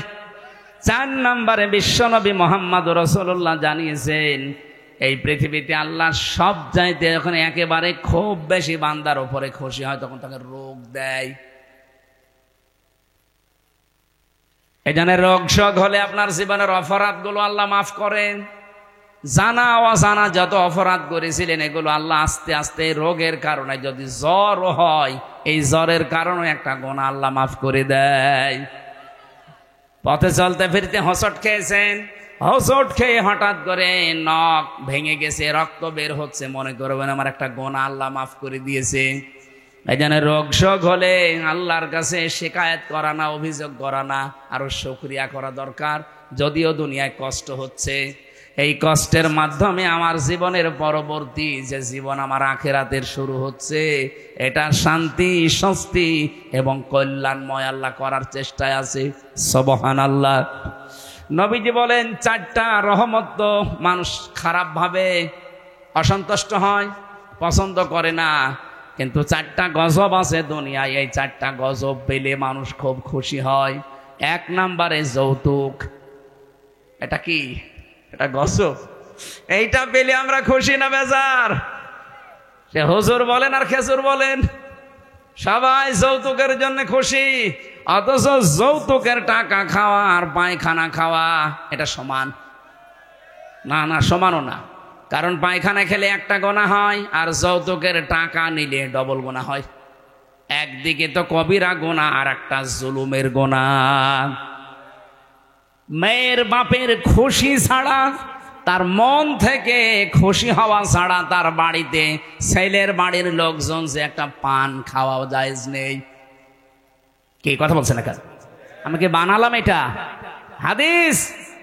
নবীজি বলেন, যতদিন আমার যতগুলো বিবাহ করেছি, যত মেয়েকে বিয়ে দিয়েছি, আমার একটা মেয়েকে কোনোদিন যৌতুকের টাকা দিয়ে, সম্পদ দিয়ে বিয়ে দেওয়া লাগে নাই। প্রতিটি বিয়েতে আমি আমার মেয়েদের এবং আমার বিয়েতে আমি অলিমা করেছি। কি করেছি বলেন তো? অলিমা কি ছেলের বাড়ি হয় না মেয়ের বাড়ি? বলেন বলেন। মেয়ের বাড়ি বলল কে? মেয়ের বাড়ি অলিমা হবে কেন? মেয়ের বাড়ি হয় বরযাত্রী মানুষ যায়, অথচ বরযাত্রী ইসলামে নেই। নাটোরবাসী আজকে থেকে সিদ্ধান্ত নিয়ে বাড়ি যাবে, জীবনে আর কোনোদিন কারো বরযাত্রী যাব না। আজকের ওয়াজ শুনতে এসে ভুল করেছে, জীবনে খাওয়া দাওয়া বন্ধ হয়ে গেল। আরে ভাই, ইসলামে যেটা নেই ওটা আপনি করে আনন্দ পাবেন, ওটা ডবল গুনাহ হবে। কারণ এমনি জায়েজ নেই, তারপর আপনি আনন্দে আনন্দে গিয়েছেন। হ্যাঁ, যদি কেউ দাওয়াত দিতে আসেন বলবেন যে অলিমা করেন, আমি আপনার বাড়ির দরকার 5 দিন যেয়ে খাবো। এই জন্য যৌতুক আজকে থেকে বন্ধ। যৌতুক মনে করেন শুধু টাকা নিয়ে, ফ্রিজ নিয়ে, টেলিভিশন নিয়ে, মোটরসাইকেল নিয়ে না। মেয়ের বাবার বাড়ি থেকে যদি তার অনুমতি ছাড়া, তার খুশি ছাড়া যদি একটা পানও কেউ খায়, ওইটাও যৌতুক। যে ছেলে খাক, ছেলের বাবা খাক, আপনি ছেলের আত্মীয় স্বজন যে খাবেন কি করে? আশা করছে এটা আজকে থেকে বন্ধ করে দেন। এটা হিন্দুদের কালচার, আমরা মুসলমানরা এটা মানতে পারি না। 2 নম্বরে এটা একটু সমস্যা আছে, এটা বলবো। নবীজি বলেন, সবচাইতে বেশি আমার আল্লাহ খুশি হয় ওই 4টা কাজ করলে। বৃষ্টি হলে, কন্যা সন্তান হলে, মেহমান আসলে, আর রোগ ব্যাধি হলে। আর সবচাইতে বেশি আমার আল্লাহ নারাজ হয়, কিন্তু আমার বান্দা বান্দিরা খুশি হয়। 1 নম্বরে যৌতুক, 2 নম্বরে গীবত। এই গীবত করলে মানুষ খুব খুশি হয়, অথচ আমার আল্লাহর আরশ পর্যন্ত কম্পন ধরে। জীবনে যদি আপনার নেকির কাজ কমও থাকে, ভাইরা আমি আহ্বান জানাচ্ছি, আপনার নামাজ, রোজা, হজ, যাকাত, দান, সাদকা, জীবনের আমল আখলাক কম হয়েছে, আল্লাহ মাফ করে দেবে। কিন্তু গীবত যদি আপনি কারো করে থাকেন, ওটা আবার শোধ দেওয়া লাগবে। যেই দোষ যার ভেতরে নেই, ওইটা যদি তার উপরে আপনি চাপিয়ে দিয়ে ওটা বলতেই থাকেন, তাকে কালার করার জন্য চেষ্টা করেন, এটা তখন আর গীবতও থাকে না, তখন তোহমত হয়ে যায়। আর এটা বাংলাদেশে সবচাইতে বেশি চলছে। এই কথা বলছেন এখানে কত মানুষ এখনো বিভিন্ন জায়গায় বসে আছে, দেখে তারা গীবত চালাচ্ছে। গীবত করলে মানুষ খুশি হয়, কিন্তু আমার আল্লাহ বেজার হয়ে যায়। 3 নম্বরে সবচাইতে বেশি খুশি হয় মানুষ মিথ্যা বললে, কিন্তু আমার আল্লাহ নারাজ হয়। 4 নম্বরে আল্লাহ পাক সবচাইতে বেশি নারাজ হয় সুদ খেলে, কিন্তু মানুষ খুশি সুদ পেয়ে। এখানে আমার বিশ্বাস অনেক মানুষ এখানে বসে আছে যারা টাকা ছেড়ে রাখে। 1000 টাকা দিলে বছর মাসে মাসে 100 টাকা বেশি দেয়। এলাকায় নেই এটা? এই সুদের সাথে যারা জড়িত আছেন, টাকা ছেড়ে রাখেন, টাকা আসে, আপনি লিখে নিতে পারেন আপনি মায়ের সাথে এখনো জেনা করছেন। এই কাজে যারা আছেন, এই মুহূর্তে তাওবা করে ছেড়ে দেওয়া লাগবে। যারা যারা রাজি আছেন তারা হাত তোলেন তো, অসুবিধা নেই, তোলেন। যারা ছেড়ে রেখেছেন তোলেন। আপনি বুঝে ফেলেছেন, চালাক আছে নাটোরে মানুষ, কাঁচা গোল্লা খাওয়া মানুষ তো খুব চালাক আছে। হাত তুলে আবার নামিয়ে ফেলিস। না, আমি জানি এখানে বহু মানুষ এরকম আছে, যেই মানুষগুলো টাকা ছেড়ে রেখে এসেছে, মাহফিল শেষ করে ওই টাকা সকালে যেয়ে তুলবে। সুদের টাকা তুললে সব চাইতে নারাজ হয় বেশি কে? আর সব চাইতে বেশি খুশি হয় সে নিজে। সুতরাং এই 4টা রহমত, 4টা গজব, বেজার হয় আল্লাহ 4টা কাজে, আর আমরা নিজেরা বেজার হই 4টা কাজে। আল্লাহ আমাদেরকে কন্যা সন্তান যেহেতু রহমত, বৃষ্টি যেহেতু রহমত, এই পৃথিবীতে মেহমান আসা রহমত, আল্লাহ রোগ ব্যাধি দিয়েছে এটাও রহমত। এগুলো পেয়ে নারাজ না হয়ে এগুলোর সঠিক এবং পরিমার্জিত ব্যবহার করার তৌফিক কামনা করছি। সকলে বলেন আমিন। আমার আজকের আমি বিষয় আলোচনা সাজিয়েছিলাম যে আল্লাহর দল কারা, আল্লাহর দলের বৈশিষ্ট্য। এই পৃথিবীতে এখন দল কত আছে আপনি হিসাব করতে গেলে কলম খাতা নষ্ট হয়ে যাবে। বাংলাদেশে প্রায় 73টার উপরে দল আছে। আমি অল্প কথায় মেন কথাগুলো, অল্প সময় মেন কথাগুলো বলতে চাই। একটু বসেন, জবান খুলে সূরা মায়েদার এই 54 নম্বর আয়াত, মেন কথাগুলো বলবো ইনশাল্লাহ। আল্লাহ পাক বলেন, ইয়া আইয়ুহাল্লাযীনা আমানু মাইয়ারতাদ্দা মিনকুম আন দীনিহি ফাসাউফা ইয়াতিল্লাহু বিকওমিন। ঈমানদারেরা, এই পৃথিবীতে কোনো মানুষ যদি আল্লাহর দিন থেকে ফিরে চলে যায়, আল্লাহর ইসলাম থেকে, তোমাদের ভেতরে যেই চলে যাবে, সঙ্গে সঙ্গে আমি আল্লাহ একটা নতুন সিদ্ধান্ত নিয়ে ফেলি। ফাসাউফা ইয়াতিল্লাহু বিকওমিন, এমন একটা দল, এমন একটা জাতি, এমন একটা গোষ্ঠী তৈরি করে দেই, ইউহিব্বুহুম ওয়া ইউহিব্বুনাহু, যারা আমি আল্লাহকে ভালোবাসে, আমি আল্লাহ নিজেও তাদেরকে ভালোবাসি। বলেন সুবহানাল্লাহ।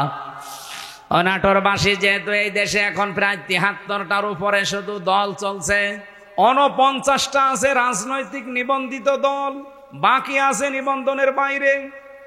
যত দল আছে ধর্মীয় জেনারেল মিলে বলেন, আগস্টের 5 তারিখের পরে আমি বাংলায় বলছি, এবার কত মানুষকে আমরা বিভিন্ন নাম দিয়ে দেখতে পাচ্ছি ইসলাম থেকে বের হয়ে যাচ্ছে। কথা বোঝেন? কেউ বিভিন্ন মানুষের উপরে দোষ চাপিয়ে বলছে আমি এর ভেতরে নেই, চলে গেলাম। প্রকারান্তে আপনি ইসলাম থেকেই বের হয়ে যাচ্ছেন। ইসলামের একটা বিধান যদি কারো ভালো না লাগে, তার মানে আপনি তো আর আমাকে ভালো লাগে না তাই জন্য চলে যান না। আপনার ইসলামের বিধান ভালো লাগে না, তার মানে আপনাকে ভালো লাগছে না কার? বলেন বলেন। আপনি প্রকারান্তে আল্লাহকেই যেন বলছেন যে না, এ বিধান দেওয়া ঠিক হয়নি। হামজা তো বাবার কথা জীবনও বলতে পারে না, ও বলবে আমার আল্লাহর কথা। আল্লাহর কথায় যেমন নামাজ পড়ো আছে, আল্লাহর কথায় যেমন যাকাত দাও আছে, আল্লাহর কথায় ঠিক এইটা আছে যে আমার এই কোরআনকে প্রতিষ্ঠা করো। তা আমি নামাজের ওয়াজ করলে আপনার খুব ভালো হুজুর মনে হয়, রোজার ওয়াজ করলে আপনার কাছে ভালো ওয়াজ মনে হয়, কিন্তু যখনই বলে এই নামাজ রোজার শিক্ষা যেটা, এটা কায়েম করা লাগবে। নামাজের শিক্ষা 27টা, রোজার শিক্ষা 4টা। এইগুলো যদি আমি এখন বাংলায় কায়েমের কথা বলি এই সমাজে, যেটা কায়েম করা দরকার কোরআন দিয়ে, তখনই আপনার কাছে রাজনীতি মনে হয়। আপনি কি আমার চাইতে কোরআন বেশি বোঝেন? আপনি কি শামীম ওসমানের মতো হয়ে গেছেন? বলছে আমি কি ইসলাম বুঝি না? আমাদেরকে ইসলাম বোঝাতে আসবেন না। প্রতিদিন নাকি উনি 72 রাকাত নামাজ পড়ে। এটা যে ডাহা মিথ্যা কথা। এখানে যদি আলেম থাকে জিজ্ঞাসা করেন, দেখেন তো সর্বোচ্চ তাহাজ্জুদের নামাজ 8 রাকাত থেকে 12 রাকাত। কি কথা বলছেন? এখানে 8 রাকাতের উপরে তাহাজ্জুদের নামাজ আপনি কোথায় পেলেন? খুব বেশি হলেও নাই 12 রাকাতের উপরে আর তাহাজ্জুদের নামাজ নেই।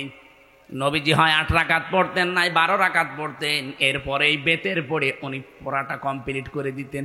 আর উনি নাকি 72 রাকাত নামাজ পড়ে তাহাজ্জুদ। ওরা দাহা মিথ্যা কথা। ও রাত 2টা 3টায় মাল খেয়ে ঘুমায়, ও তাহাজ্জুদ ফজরের নামাজই তো পড়ে না। আপনি তো ইসলাম থেকে বের হয়ে গেছেন প্রকারান্তে হামজার উপরে দোষ চাপিয়ে, যে ওদের দোষ আছে, 24-এর দোষ, 71-এর দোষ, 47-এর দোষ। এই কথা না বোঝার ভান করে থাকবেন না।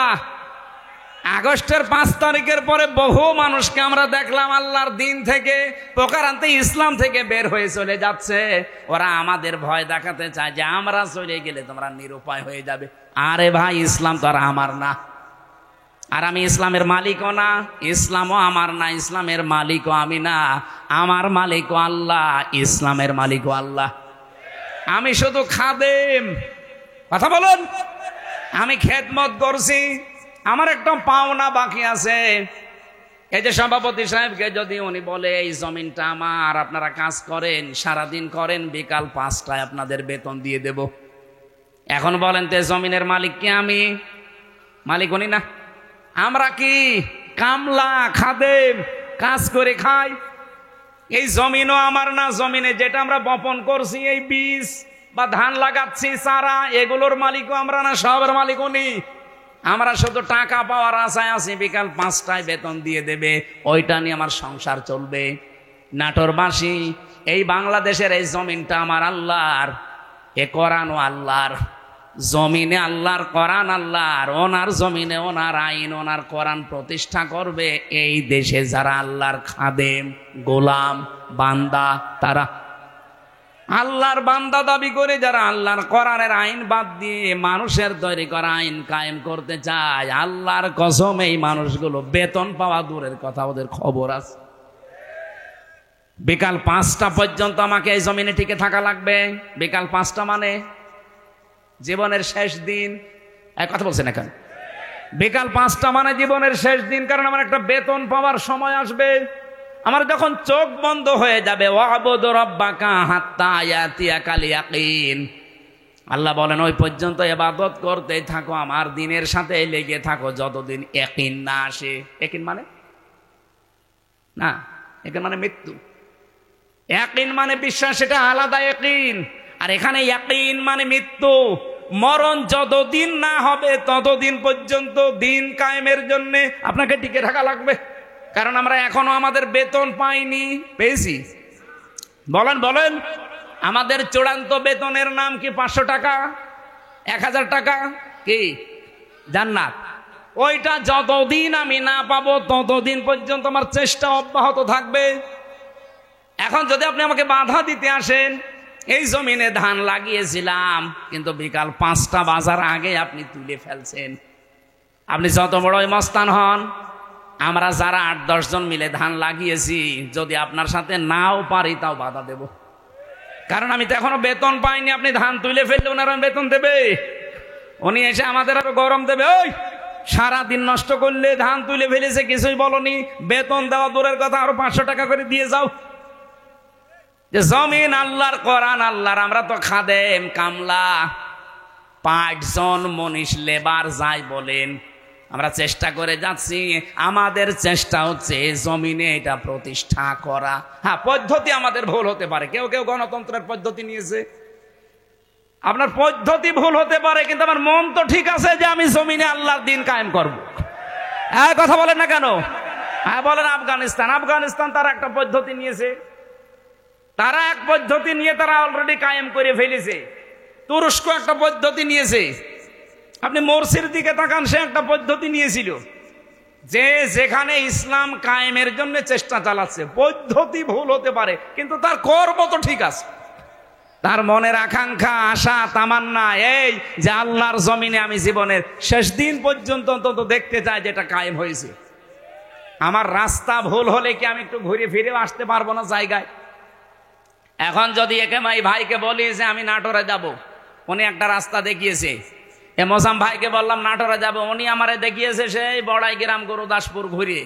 হ্যাঁ, আমি নাটোরে যেতে পারবো ঠিক, এদিকে গেলে হয়তো 1 ঘন্টা লাগবে, এদিকে 1.5 ঘন্টা লাগবে, কিন্তু রাস্তা তো ঠিকই আছে, জায়গা মতো আমি যেতে পারবো। একটু সময় বেশি লাগবে, কম লাগবে।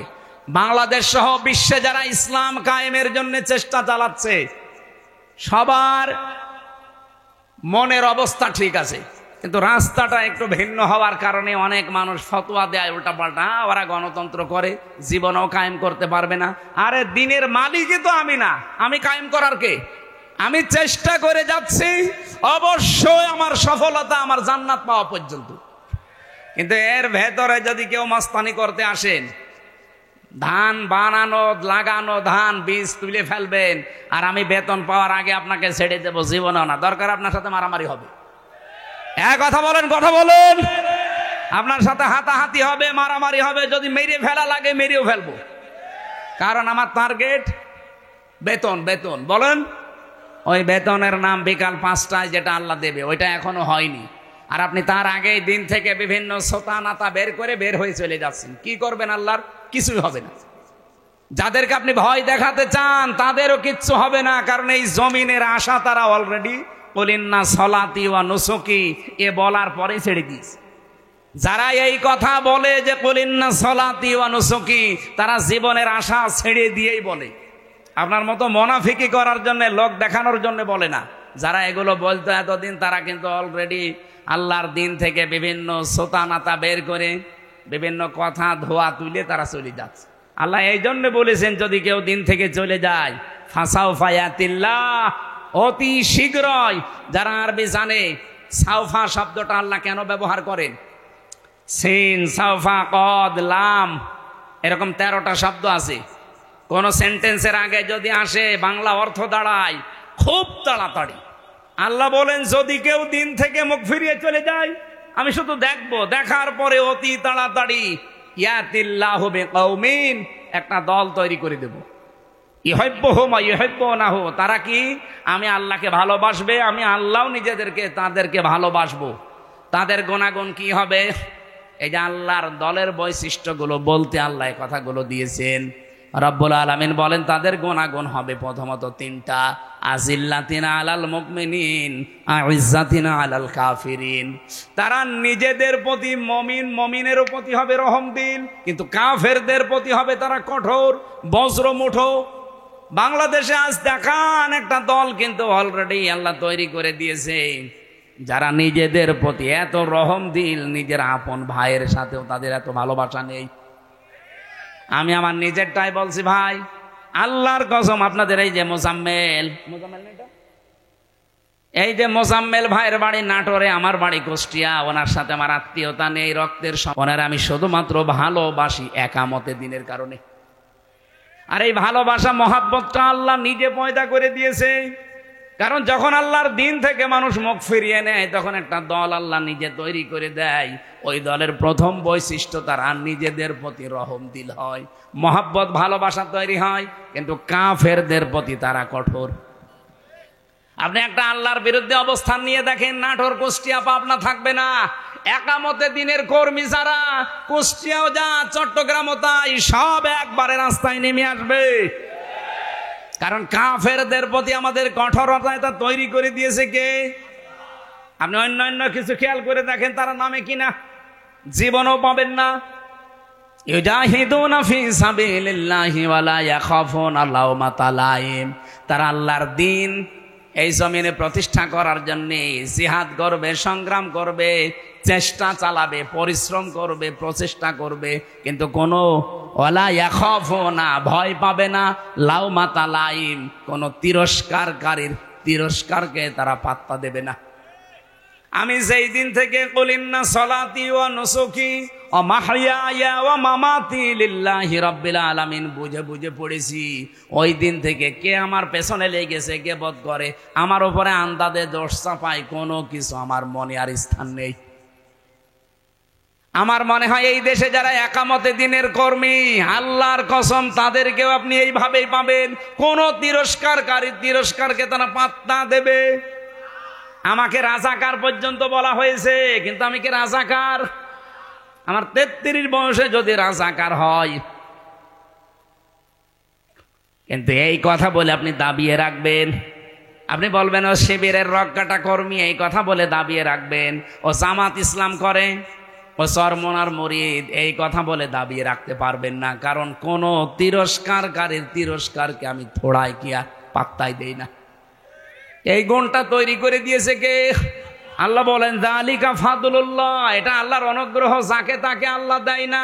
ইউতিহি মাইয়াশা, যাকে আল্লাহ ইচ্ছা করে তাকে দেয়। সুতরাং এই বাংলাদেশে আল্লাহর দলের বৈশিষ্ট্য 3টা পেলাম। তারা নিজেদের প্রতি রহমদিল হবে, কাফেরদের কোনো বিধান যদি দেখে কাফেরদের কোনো কাজ কারবার দেখলে তারা বজ্রকণ্ঠ হয়ে যাবে। এতদিন পর্যন্ত যত সংস্কার এসেছে কোন সংস্কারে বাংলার মুসলমানেরা বাধা দেয়নি, দিয়েছে না? দেয়নি। কিন্তু নারী কমিশন 13টা রিপোর্ট দেওয়ার পরে আমরা বাধা দিয়েছি কেন? কারণ তারা শুধুমাত্র সংস্কার করে না, তারা আল্লাহর কোরআনে হাত দিয়েছে।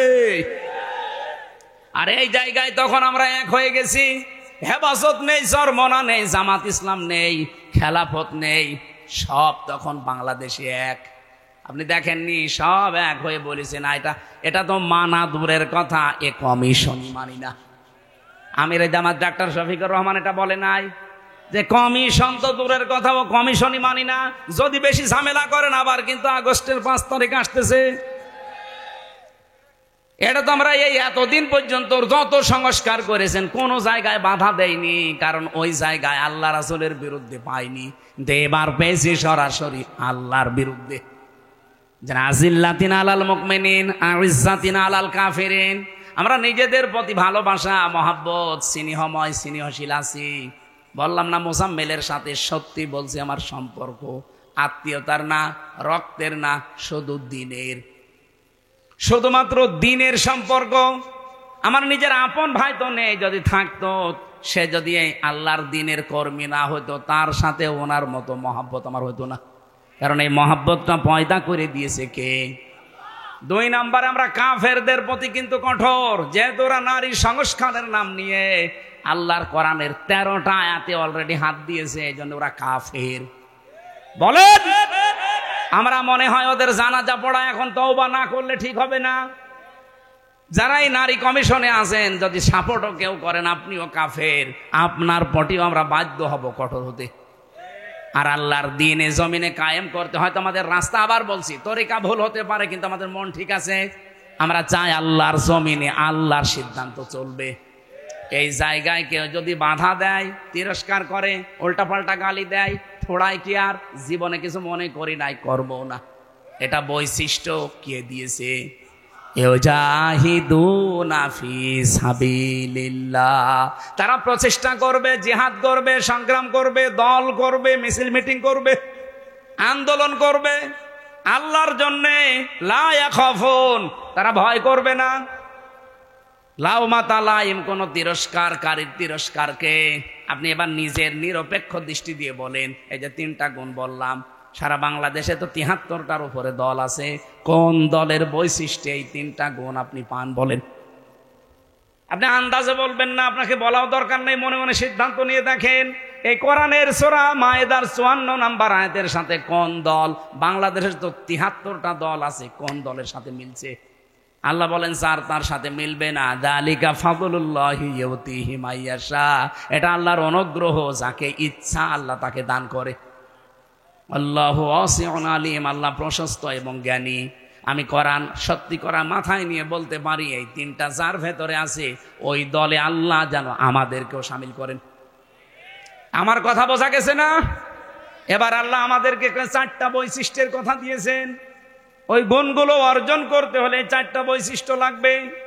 55 নম্বর আয়াতে আছে, আর 56 নম্বর আয়াতে আছে এই দল বিজয়ী হবে। কারণ বিজয়ী হওয়া এটা আমি আল্লাহ আমার জন্য আর ইমানদারদের জন্য আমার রাসূলের পক্ষ থেকে আমি এটা লিখে দিয়েছি। কাতাবাল্লাহু লিআগলিবান্না আনা ওয়া রুসুলি। বিজয়ী হওয়া এটা আমি আল্লাহ আমার নিজের জন্য লিখে দিলাম। দুনিয়ায় যা কিছুই দেখো না কেন, সর্বশেষ বিজয়ের মালা পরবে কে? এটা আল্লাহ লিখে দিয়েছেন।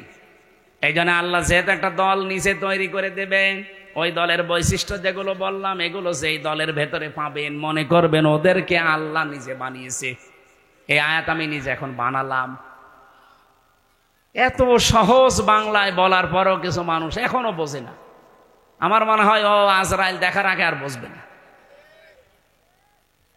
এখন আপনার ভেতরে যা ভালো লাগে তাই করেন, যান, আপনাকে ছেড়ে দিলাম।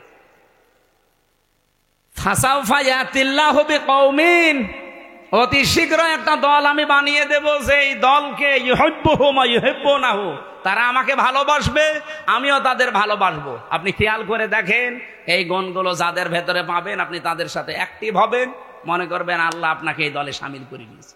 আর যাকে তাকে তো করবেও না। কি করবে?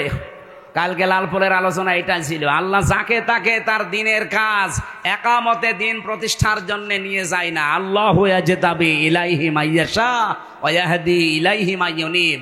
যে লোকটা মন থেকে আল্লাহর দিকে ফিরে আসতে চায় তাকে আল্লাহ এই কাজের জন্য নির্বাচিত করে। এই দেশে লক্ষ লক্ষ মানুষ আছে, সবাই একামতে দিনের কাজে লাগে না। যাকে আল্লাহ ভালোবাসে, যাকে আল্লাহ নির্বাচিত করেছে, যাকে আল্লাহ বাছাই করেছে, তাকে এই কাজে লাগায়।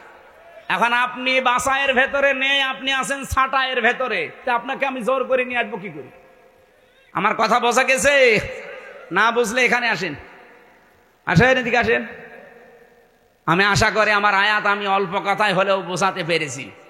আল্লাহ যেহেতু একটা দল তৈরি করে দিয়েছেন, এই দলের বৈশিষ্ট্য বললাম, যার সাথে মিলবে। যদি আওয়ামী লীগের সাথে মেলে ওনাকে আবার নিয়ে এসে আবার দল করবেন, যদি বিএনপির সাথে মেলে বিএনপির সাথে করবেন, জামাতের সাথে মেলে জামাতের সাথে করবেন, যার সাথে মেলবে এইটার পক্ষে আমরা থাকতে চাই। এর বাইরে কোনো বাবা দাদা খালুর কথা আমরা আর শুনতে রাজি না। এতদিন শুনে শুনে কপালে আগুন লাগিয়েছে। আল্লাহ আমাদেরকে যে দল একটা তৈরি করার কথা বললেন, ওই দলের বৈশিষ্ট্য দিলেন, কোরআন থেকে শুনলাম। এই দলে অন্তত দয়া করে আমাকেও যেন সামিল করেন, আমাকে যেন বাছাইয়ের ভেতরে রাখেন, ছাঁটাই করে না দেন। আল্লাহর একটা নিয়ম আছে, ছাঁটাই আর বাছাই। আল্লাহ আন্দাজে কাউকে কেউ খালি খালি ছাঁটাইও করে না, কাউকে বাছাইও করে না। বাছাই করতেও কিছু নিয়ম আছে, ছাঁটাই করতেও কিছু নিয়ম আছে। বাছাই করার নিয়ম কি? এই যে গুণগুলো আস্তে আস্তে পয়দা করে দেবে। আর ছাঁটাই করার নিয়ম হচ্ছে গুণ পয়দা করার জন্য আল্লাহ তার মন তৈরি করে দেয়, কিন্তু এই লোকটার মনই নেই। এই যে গিরিশচন্দ্র সেন, এই লোকটা পুরা কোরআন শরীফের বাংলা করেছে পুরাটা, এবং কি তাফসির লিখেছে, কিন্তু লোকটা মুসলমান হয়নি। আপনি নরসিংদী যান, ওর বাড়িতে যে পুড়িয়ে ফেলেছে, ওর বাড়িটা আছে।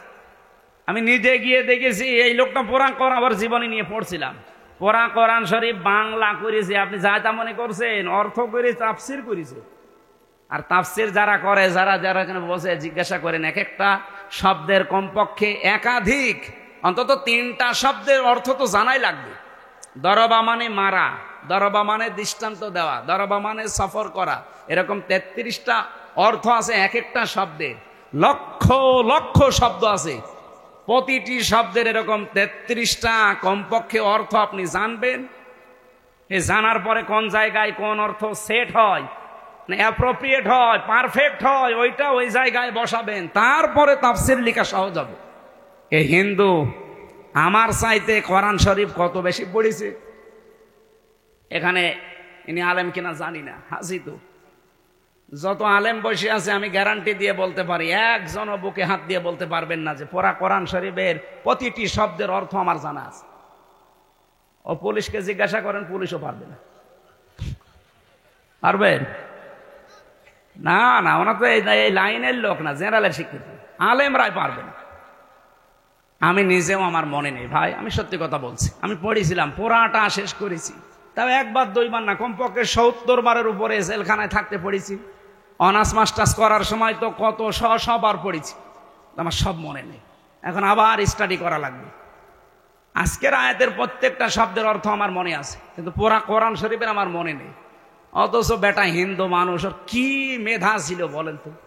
প্রতিটি শব্দের একাধিক অর্থ একেবারে নখদর্পণে।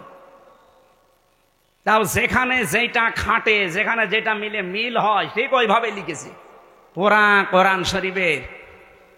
অথচ লোকটা মরে যাওয়ার পরে ঈমান পায়নি, মরে যাওয়ার পরে জানাজা হয়নি, কবরে দেয়নি, আগুন দিয়ে পুড়িয়ে ফেলিছে। কারণ ও আল্লাহর বাছাইয়ের ভেতরে ছিল না, ছাঁটাইয়ের ভেতরে ছিল। আল্লাহ আপনাকে বাছাই করবে না ছাঁটাই করবে, এটা আপনার মনের ওপরে। এখন আপনি কি করবেন সিদ্ধান্ত নিয়ে বাড়ি যান। আমি যে জেলখানায় মেয়েদের যে বই লিখেছিলাম, তাদের যে পারিবারিক জীবনের সমস্যা এবং তার সমাধান, বিশেষ করে মেয়েদেরটা আপনারা নেবেন। এটা শুধুমাত্র নারীদের জন্য আর একটা পুরুষের জন্য আছে। এটা পড়া, ওদের পরিবারে যে সমস্যা করে কি কি জিনিস নিয়ে, 120 পৃষ্ঠা, এটা ওদেরকে পড়াবেন, কাজে লাগবে। কোথায়? এখানে আছে, ওই যে গাড়িতে আছে, যাওয়ার সময় নিয়েছেন এই যে গাড়িতে। আর এই যার সিস্টেরটা নেবেন, যারা শিক্ষিত মানুষ তারা নেবেন, এটা অনেক তথ্য দিয়েছি। আর মেয়ে যে মাদ্রাসার মাহফিল, তো এরা টাকা পয়সার জন্য আর আবার আহ্বান জানাচ্ছে, টাকা তোলেনি একবার। আরো যারা দিতে চান, যদি থাকে আপনারা যাওয়ার সময় বিভিন্ন জায়গায় ওদের লোক থাকলে দিয়েছেন। আর ব্যাগ নামিয়ে দেবো আবার। হ্যাঁ, আপনারা কই ব্যাগালা কই? মহিলা প্যান্ডেলে যারা আছে ছোট ছোট বাচ্চাদের পাঠিয়ে দিন। আয় রে আল্লাহ রে, মোনাজাত কি করবো? এই যে 2 ঘন্টা ওয়াজ করলাম, আরে মানুষ এখন চলে যাবে। এটা মোনাজাতটা করে দেন ভাই, টাকা পয়সা দেন দেন না দেন, মোনাজাতটা করে দেন। মাদ্রাসার মাহফিলটা একটু খেয়াল রাখবেন, এই মাদ্রাসা যেন টিকে থাকে, 51 বছর টিকে আছে, এটা যেন কিয়ামত পর্যন্ত থাকে। হয়তো এই মানুষগুলো আর 20 বছর পরে থাকবে না, কিন্তু এটা টিকে থাকে যেন কিয়ামত পর্যন্ত। ওই গাড়িতে যাওয়ার সময় নিয়েন, আর ওনাদের লোকজন যেখানে আছে ব্যাগে একটা দিয়ে দিয়েন। আল্লাহুম্মা আমিন। লা ইলাহা ইল্লা আনতা সুবহানাকা ইন্নী কুনতু মিনাজ জালিমিন। আল্লাহুম্মা গফিরলি ওয়ারহামনি ওয়াহদিনি ওয়াফিনি ওয়ারযুকনি ইয়া রাব্বাল আলামিন। আল্লাহ, রাত 12:30 পার হয়ে 11:30 পার হয়ে গেছে। গভীর রজনীতে কোরআনের কিছু মূল মেসেজগুলো আমরা শুনেছি, এগুলোর উপরে তুমি আমাদেরকে কবুল করে নাও। ফাসাউফা ইয়াতিল্লাহু বিকওমিন, অতি শীঘ্রই তুমি এমন একটা দল তৈরি করবে, ইউহিব্বুহুম ওয়া ইউহিব্বুনাহু, যে দল তোমাকে ভালোবাসবে তুমিও ভালোবাসবে। আল্লাহ, ওই দলে আমাদেরকে শামিল হওয়ার সুযোগ করে দাও। দিন কায়েম হয়েছে বাংলাদেশে, 56,000 বর্গ মাইল কোরআন দিয়ে চলছে, এটা যেন দেখে মরতে পারি, তৌফিক দাও। এ মাহফিলের আয়োজন করতে গিয়ে যারা শ্রম দিল এদেরকে ক্ষমা করে দাও। বিশেষ করে সম্মানিত সভাপতি আমার আরাফাতের ভাই আলহাজ আব্দুর রব চৌধুরী, আল্লাহ তোমার নামে নাম, মেহেরবানি করে তাকে ক্ষমা করে দাও। বিশেষ মেহমান যারা এখানে উপস্থিত আছে প্রত্যেককেই কবুল করো আল্লাহ তাআলা।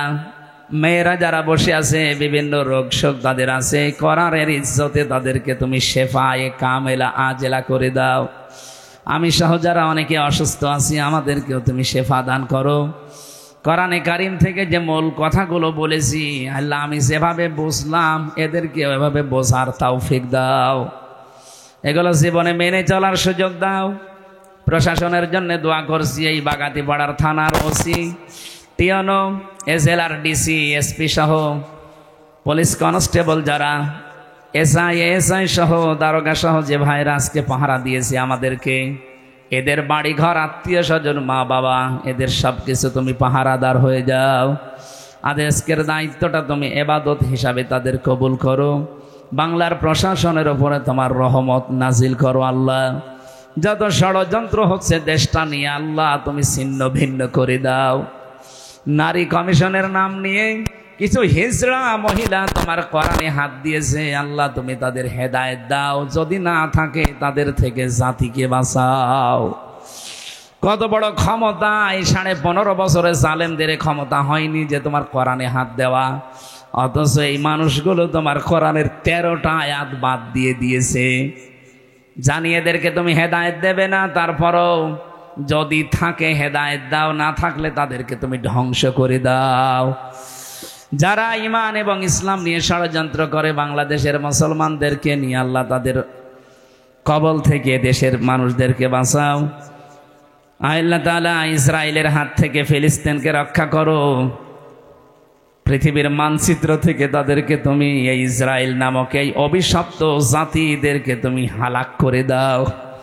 ভারতের মুসলমানদের জন্য তুমি হামে ও নাসির হয়ে যাও। আল্লাহ তাআলা, এই পৃথিবীর সবচাইতে বড় কসাই, একটা একটা করে তোমার ঘরগুলো ভেঙে দিচ্ছে। এই সন্ত্রাসী জাতি, এই উগ্রপন্থী হিন্দুদের থেকে আল্লাহ তুমি ভারতের মুসলমানদেরকে বাঁচাও, তোমার ঘরগুলো তুমি রক্ষা করো আল্লাহ। এলাকায় মাটির নিচে যারা কবরে ঘুমিয়ে আছে আল্লাহ, কবরগুলো জান্নাত বানিয়ে দাও। এই মাদ্রাসাটা কিয়ামত পর্যন্ত দিনের মার্কাজ হিসাবে কবুল করে নাও রব্বুল আলামিন। জীবনে কোন মোনাজাত কবুল হয়েছে জানি না, আজকে হাসিদেরকে নিয়ে, যুবক যুবতীদেরকে নিয়ে হাত তুলেছি। জীবনের অপরাধগুলো আজকে আমরা সত্যি স্বীকার করছি জনসম্মুখে যে আমরা অপরাধী। এমন কোনো অপরাধ নেই যা জীবনে আমাদের নেই, সব অপরাধগুলো স্বীকৃতি দিলাম আল্লাহ, তুমি মাফ করে দাও। এই পুরা জায়গাটা আল্লাহ তুমি নেকি দিয়ে পাল্টিয়ে দাও। স্বেচ্ছাসেবকের দায়িত্বে যারা আজকে পালন করেছে, আল্লাহ এই মানুষগুলোকে তুমি যে মা পেটে নিল মায়ের পেট সহ কবুল করে নাও।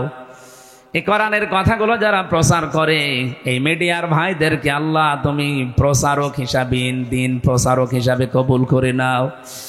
এ জেলায় আসলে আগে কোরআনের মহব্বতে বুকে টেনে নিত আমার আবু বকর সিদ্দিক মামা। আল্লাহ মামাকে কবরে তুমি মাফ করে দাও। আমার মোজাম্মেল হক কোরআনের জন্য ছুটে আসে, তাকেও তুমি কবুল করো। 3টা বছর জালেমের জেলখানা, আমি এখনো অসুস্থ। ডাক্তাররা বলছে স্বাভাবিক হতে সময় লাগবে। আল্লাহ তোমার হাতে সব, আমাকে তুমি আগের মতো শরীরটা, কণ্ঠটা ফিরিয়ে দাও। বারাকাল্লাহু লানা ওয়া লাকুম ফিল কোরআনিল আযীম। মরণের আসলেই যেন শেষ কথা বলতে পারি, লা ইলাহা ইল্লাল্লাহু মুহাম্মাদুর রাসূলুল্লাহ। আসসালামু আলাইকুম।